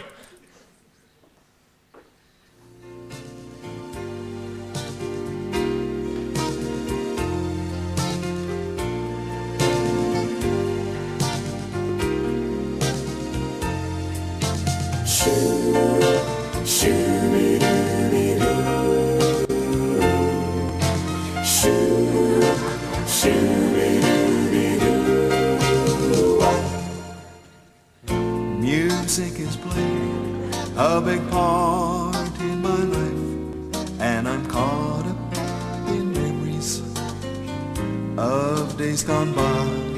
But the songs have been changed and the tunes rearranged, but some things remain just the same. I'm yours, anywhere you want me. I am yours, anywhere you say, just lead the way. 'Cause I'm yours, Lord, yesterday and today.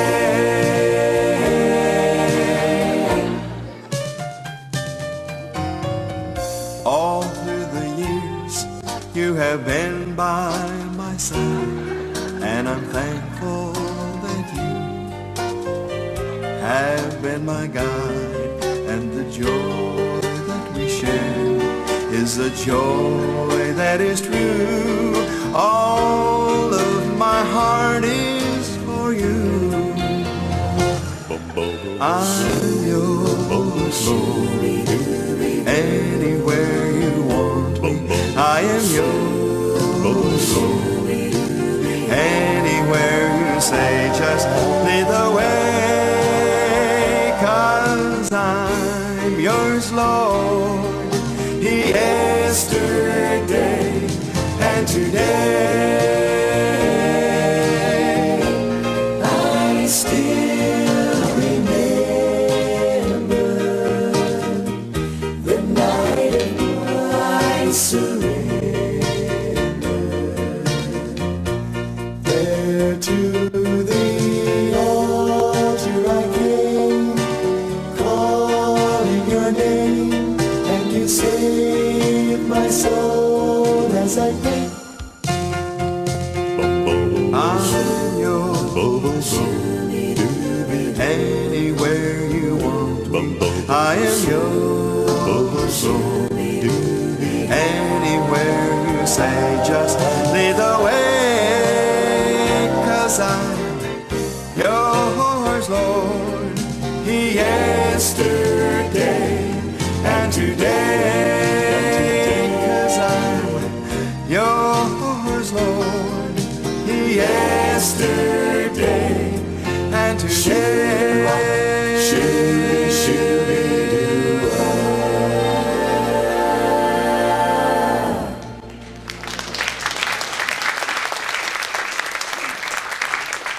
We are still looking for a record label, so if there's anyone out there would like to sponsor us, we're still ready and we're still willing.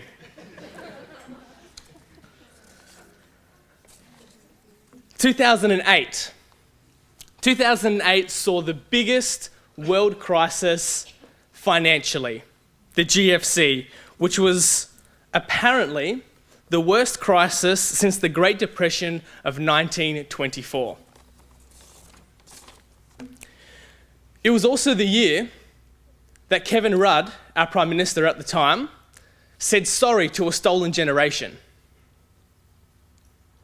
It was also the year that Pastor Alan Croft retired as a pastor.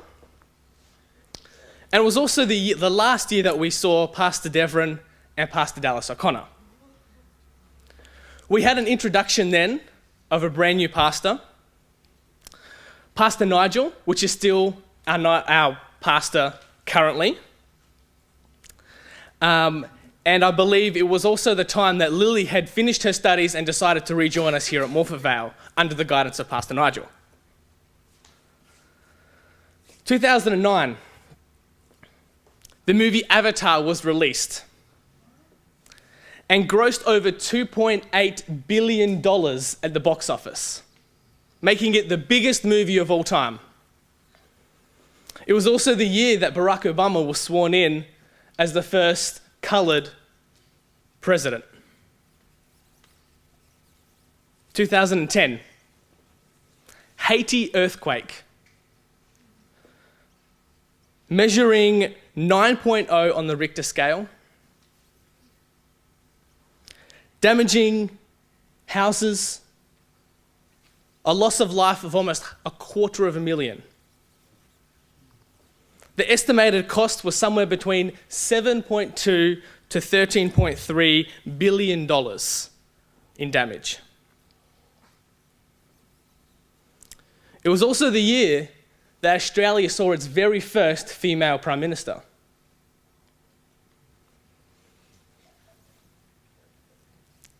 We won't talk about that. The same year, it was the year of evangelism, I believe. All over South Australia, we had downlink sites with Pastor Gary Webster with a seminar called Ancient Mysteries Reveal the Future. Here at Morphett Vale, we had our own evangelistic series. And I believe it was around this time that we started actively having Southern regionals, where we would have church with our Southern churches. 2011 saw the death of Steve Jobs. We saw the London riots. We saw another earthquake in Japan, where almost 20,000 people lost their lives. And a bill of $218 billion. 2012 saw the inception of the Southern Shepherd's Lodge, where people could come and eat, but more importantly, have a place where they could be listened to. 2012 was also the year that the Mayan calendar had expired. 2013 saw the planning and the decision-making under the guidance of David Peterson for the new refurbishment of Morphett Vale Church. It was also the year that Lily became this first South Australian commissioned female pastor.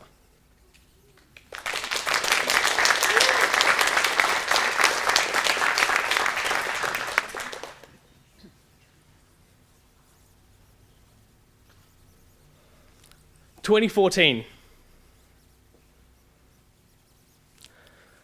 we can see already that we have a new pastor, Pastor Travis, which joined onto our scene this year, under the guidance of Pastor Nigel. We can see the realisation of the decision-making from the previous year here in the Morphett Vale Church. We can also see and hear about the youngest Nobel Peace Prize winner, a 17-year-old Pakistani woman by the name of Malala Yousafzai. It's also the year that we can see Pathfinder starting up again, Coincidence that it's the year before the Camporee next year?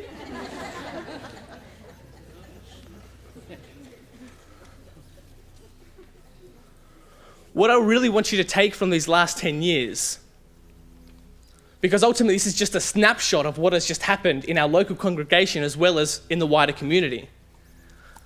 Let's think about all the natural disasters that have happened. Did God not tell us about these? Did he not say that this was going to happen more frequently? In Matthew 24 and verse 7 and 8, it reads, "Nation will go to war against nation, and kingdom against kingdom. There will be famines and earthquakes in many parts of the world, but all of this is only the first of the birth pains, with more to come."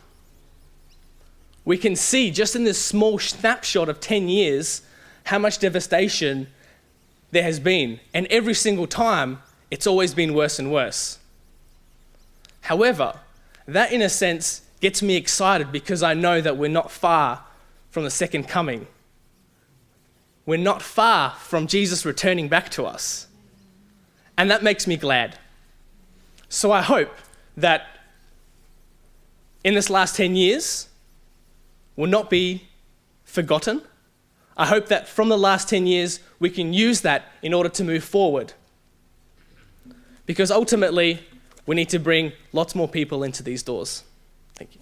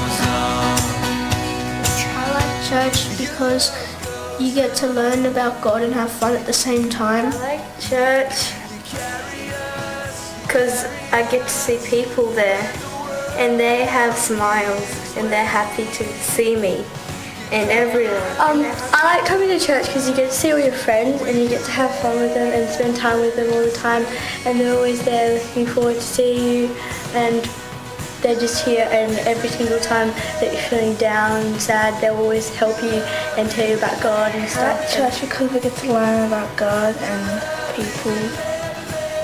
I like learning about God and Jesus and how God can help us and what he can do. I like learning about Jesus and God and how he can save us.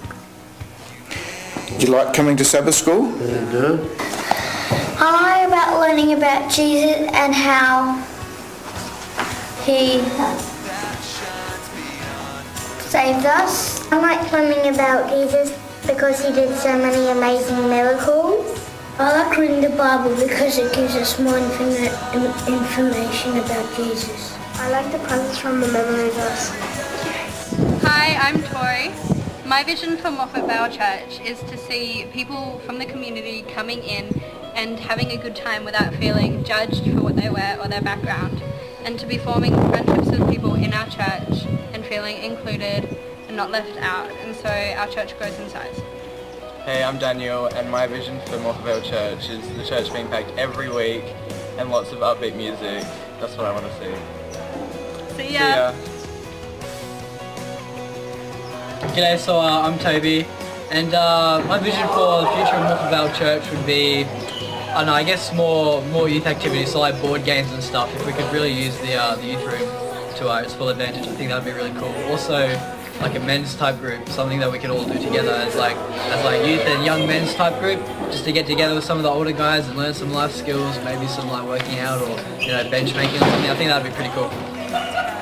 I'm Tash, and I would like to see better music and I don't know, more teams up there, because it's really good when there's like a team music.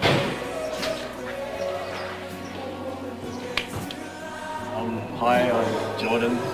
What made me come to this church is probably after Storm Caves.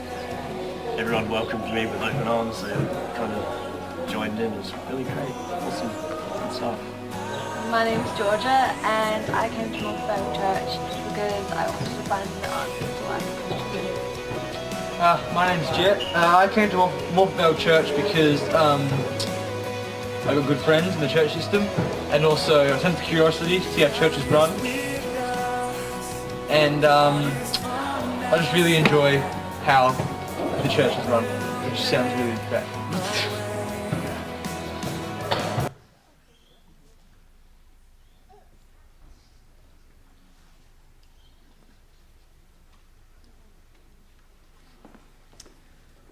Good afternoon, everybody. Are you still all awake? Well, memories. On my running sheet it says concluding remarks. Same in everybody? But hasn't it been good listening to all these stories? James, let me say to you, enjoy your hair while you have it, my friend.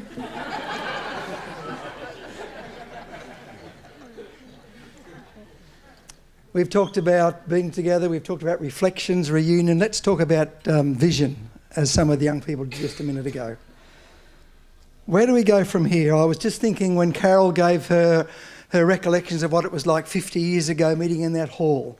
If they'd thought forward 50 years, would they have seen this? Would they have seen this church and everything that's happening? Probably not. And I guess my question to you as Morphett Vale members is, let's look forward maybe just another 10 years.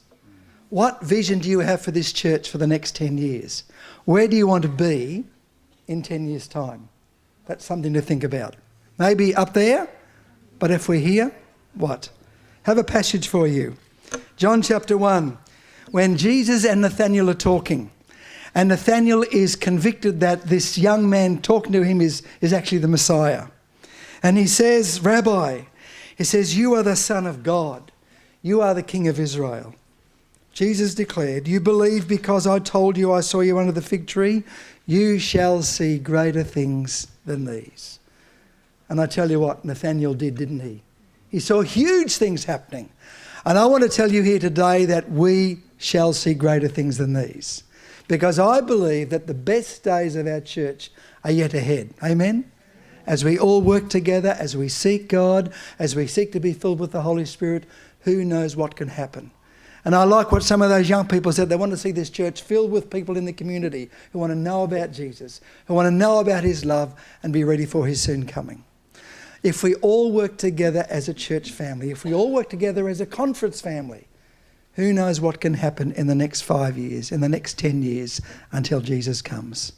It's good to look back. It's good to see how God has blessed us, how God has led us.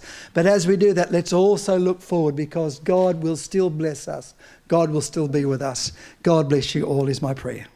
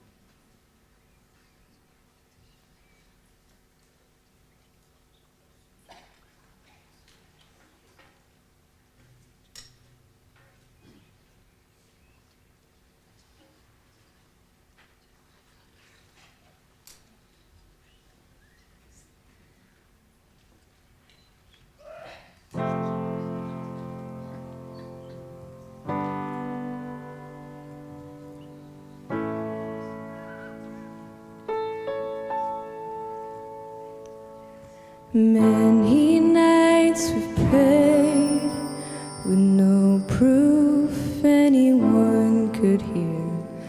In our hearts a hopeful song we barely understood. Now we are not afraid, although we know there's much to fear. We were moving mountains long before we knew we could. There can be miracles when you believe. Though hope is frail, it's hard to give. Who knows what miracles you can achieve when you believe? Somehow you will. You will when you believe.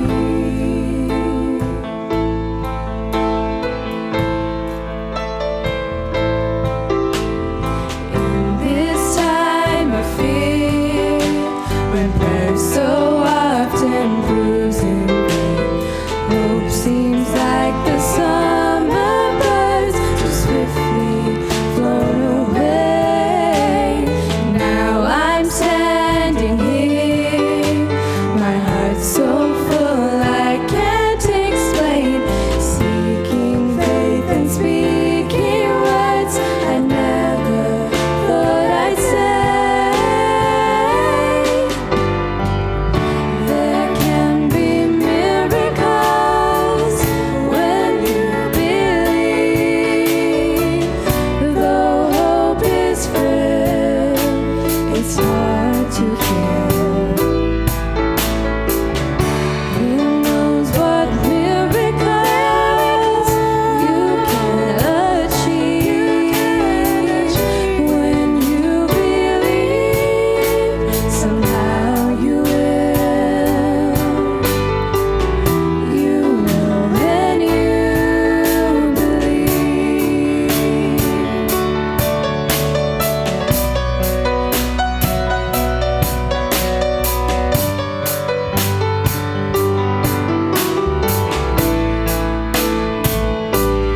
They don't always happen when you ask, 'cause it's easy to give in to your fear. But when you're blinded by your vacancy, you wake me through the rain. Boy, am I still a resilient voice. Love is the relief. I can corrim isim lama'amim. Gamim tikva od lo gehim. Yikru haben isim lama'amim. Vienatu nasigotam. Savish leheyamim.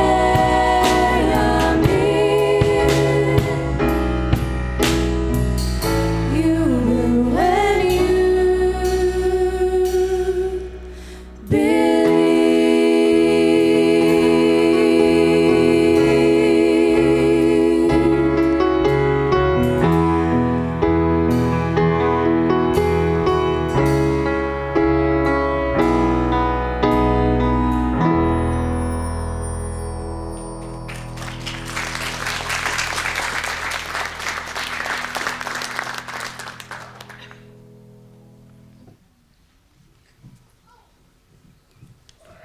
Thank you very much for that beautiful item. What a wonderful day, amen? I hope you've enjoyed worshipping with us today and taking a stroll down memory lane for the last 50 years. I think Alan Croft was right when he said perhaps the key word is change. There's been a lot of change over the years, hasn't there? And it's wonderful to see how the Lord has led this church in the last 50 years. I think two things are obvious. One, that the Lord has been leading and how he has blessed the church over the last 50 years. And the other one is that we stand here today on the shoulders of those that went before.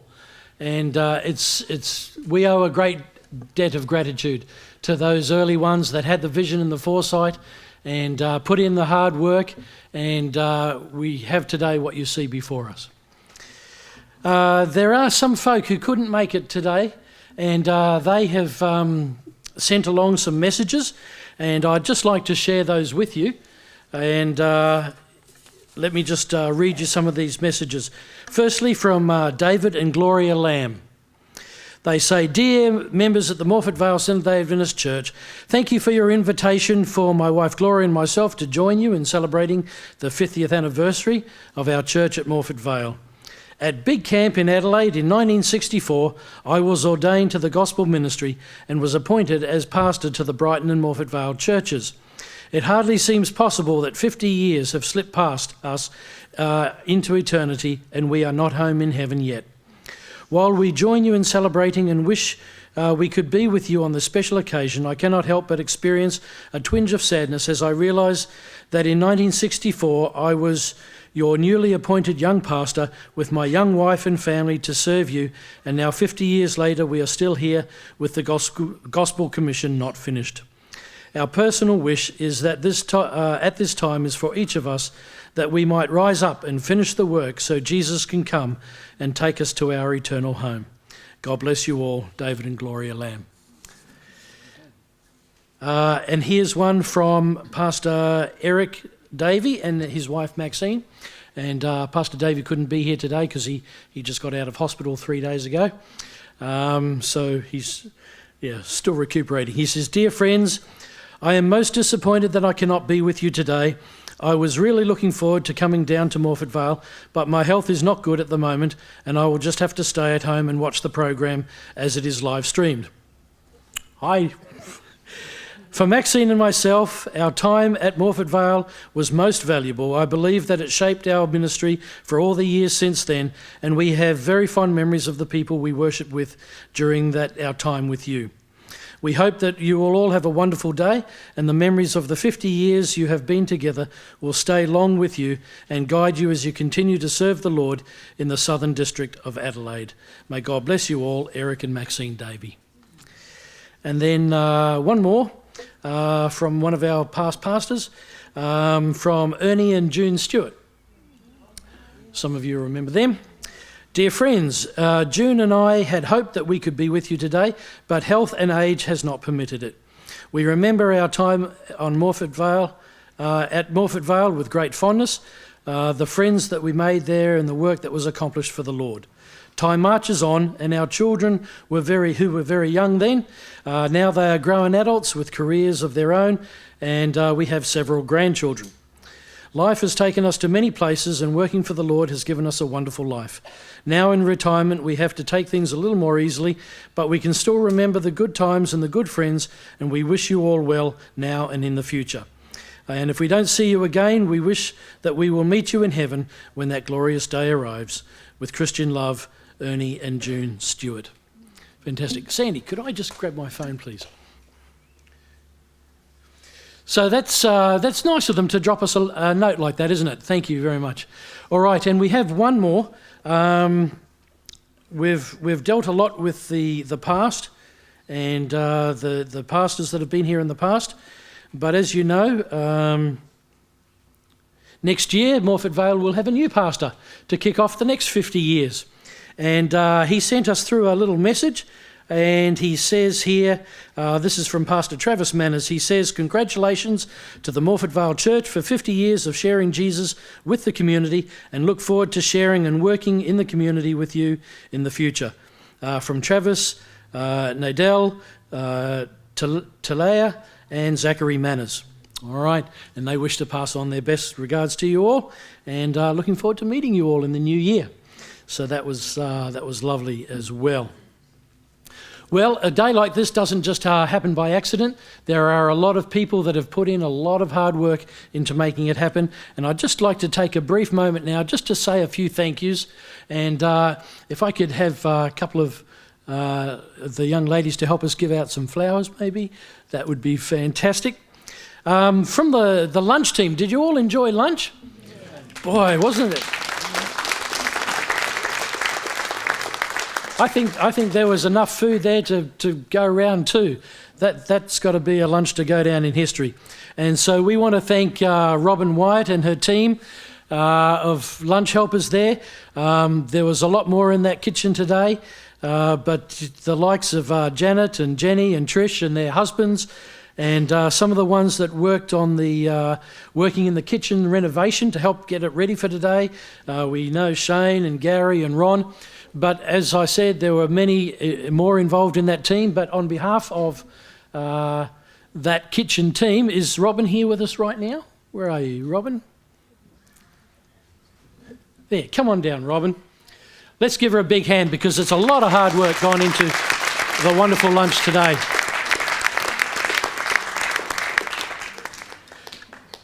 Over here, the ladies have got some flowers for you, but thanks so much for everything you've done. It's a lot of work, but you're a good coordinator, and you had a team running very, very smoothly. So it's all about the team and the teamwork, and that we all work together as a team. And I know I haven't managed to mention all their names, but please thank them for us because they did a fantastic job. I certainly did. And we just really appreciate all that you've done for us today. No problem. So thank you, Robin. No worries. God bless you. Thank you.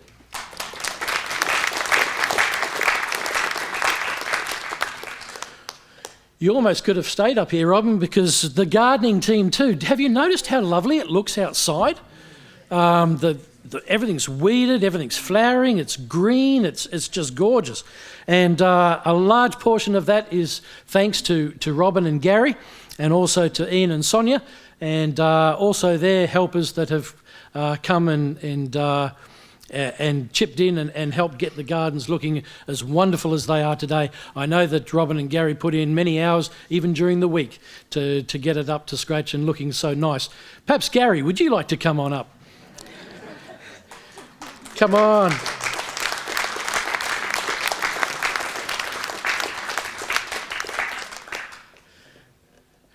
Yes, you're a man that likes your flowers, so let's give you some.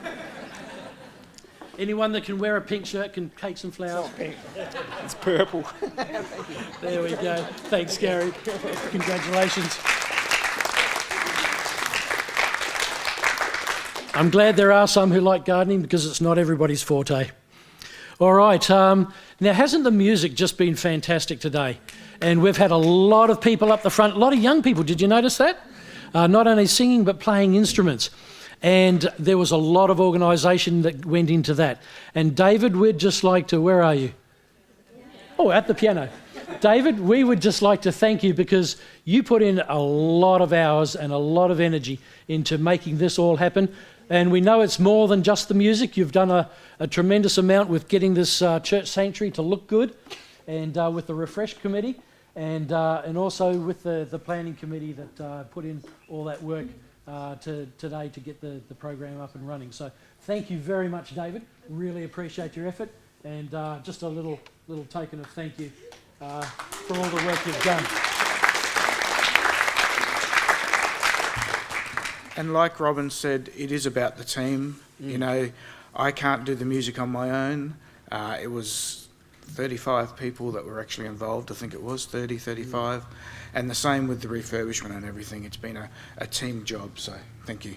Thank you very much. All right, now there was an actual committee set up to plan this day, and that committee involved quite a number of people, but on behalf of those people, the chairperson of that committee was Andrew Croft. And Andrew, would you like to come on up? And they met many times and had many long discussions about what we should do and what we shouldn't do.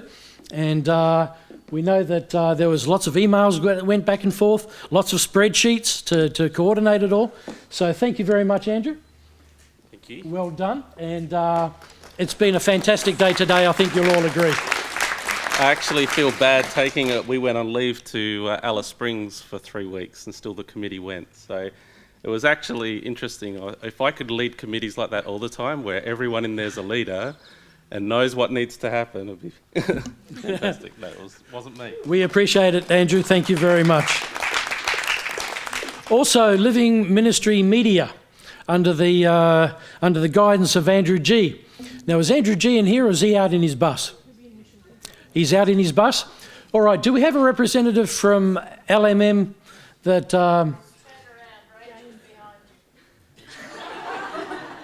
Yeah, Rachel. Come on down here. Come on. You're already there in the spotlight, so you may as well. She just loves this. Now, on behalf of your dad and the LMM team and all the crew that are there on the cameras and live streaming and everything, and came here to set up last night, and we just thank you so much for all the work that you have done as well. And I know that you've put in a lot of singing today personally. So look, thank you very much to the LMM team, and they do a wonderful job of helping to get the gospel ministry. Come on over here. There you go, you can present to each other. All right. Don't they do a good job, the LMM team? Thank you very much. God bless you. And without these guys, a lot of people wouldn't be able to share in the programs and the events and the sharing of the gospel ministry that we have going on here in South Australia. So thank you to the LMM team. Chloe, hiding away up there in the sound box. You've done a lot of work this weekend and a lot of work last night, and we just want to say thank you. Come on, race on down. The microphones will care for themselves for a little while.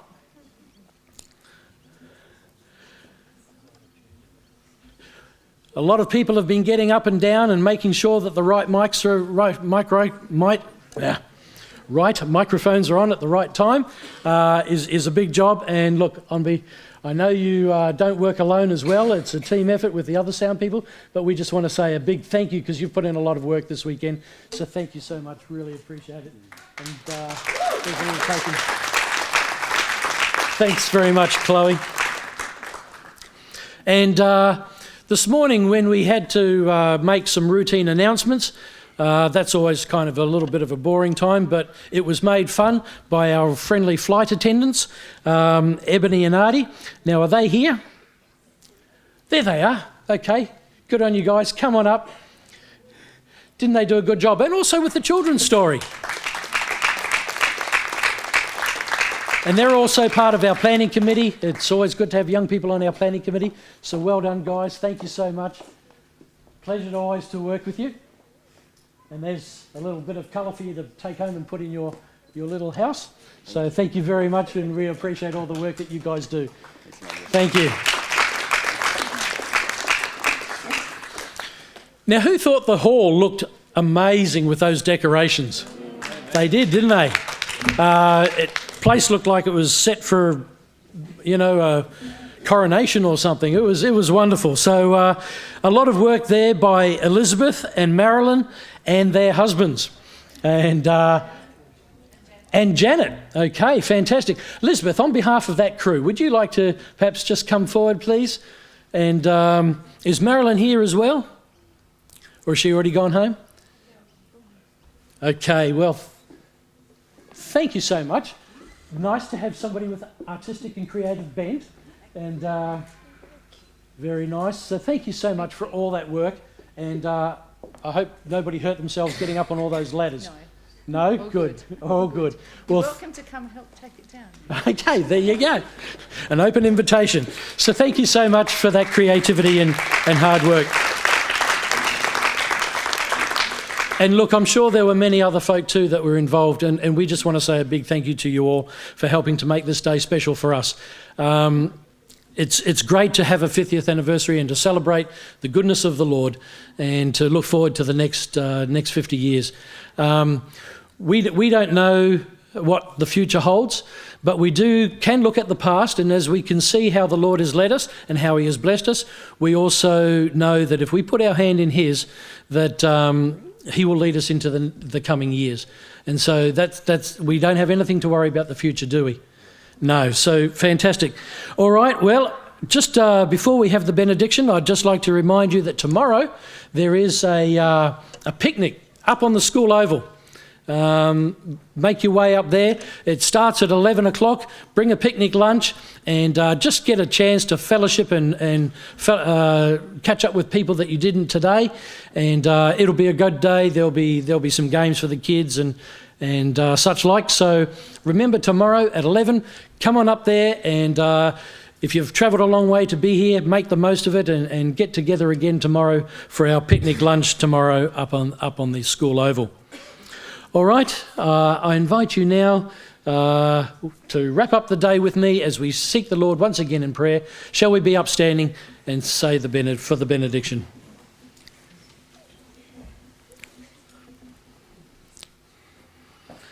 Our dear Father in heaven, Lord, there is so much we could say, but today we simply want to say thank you.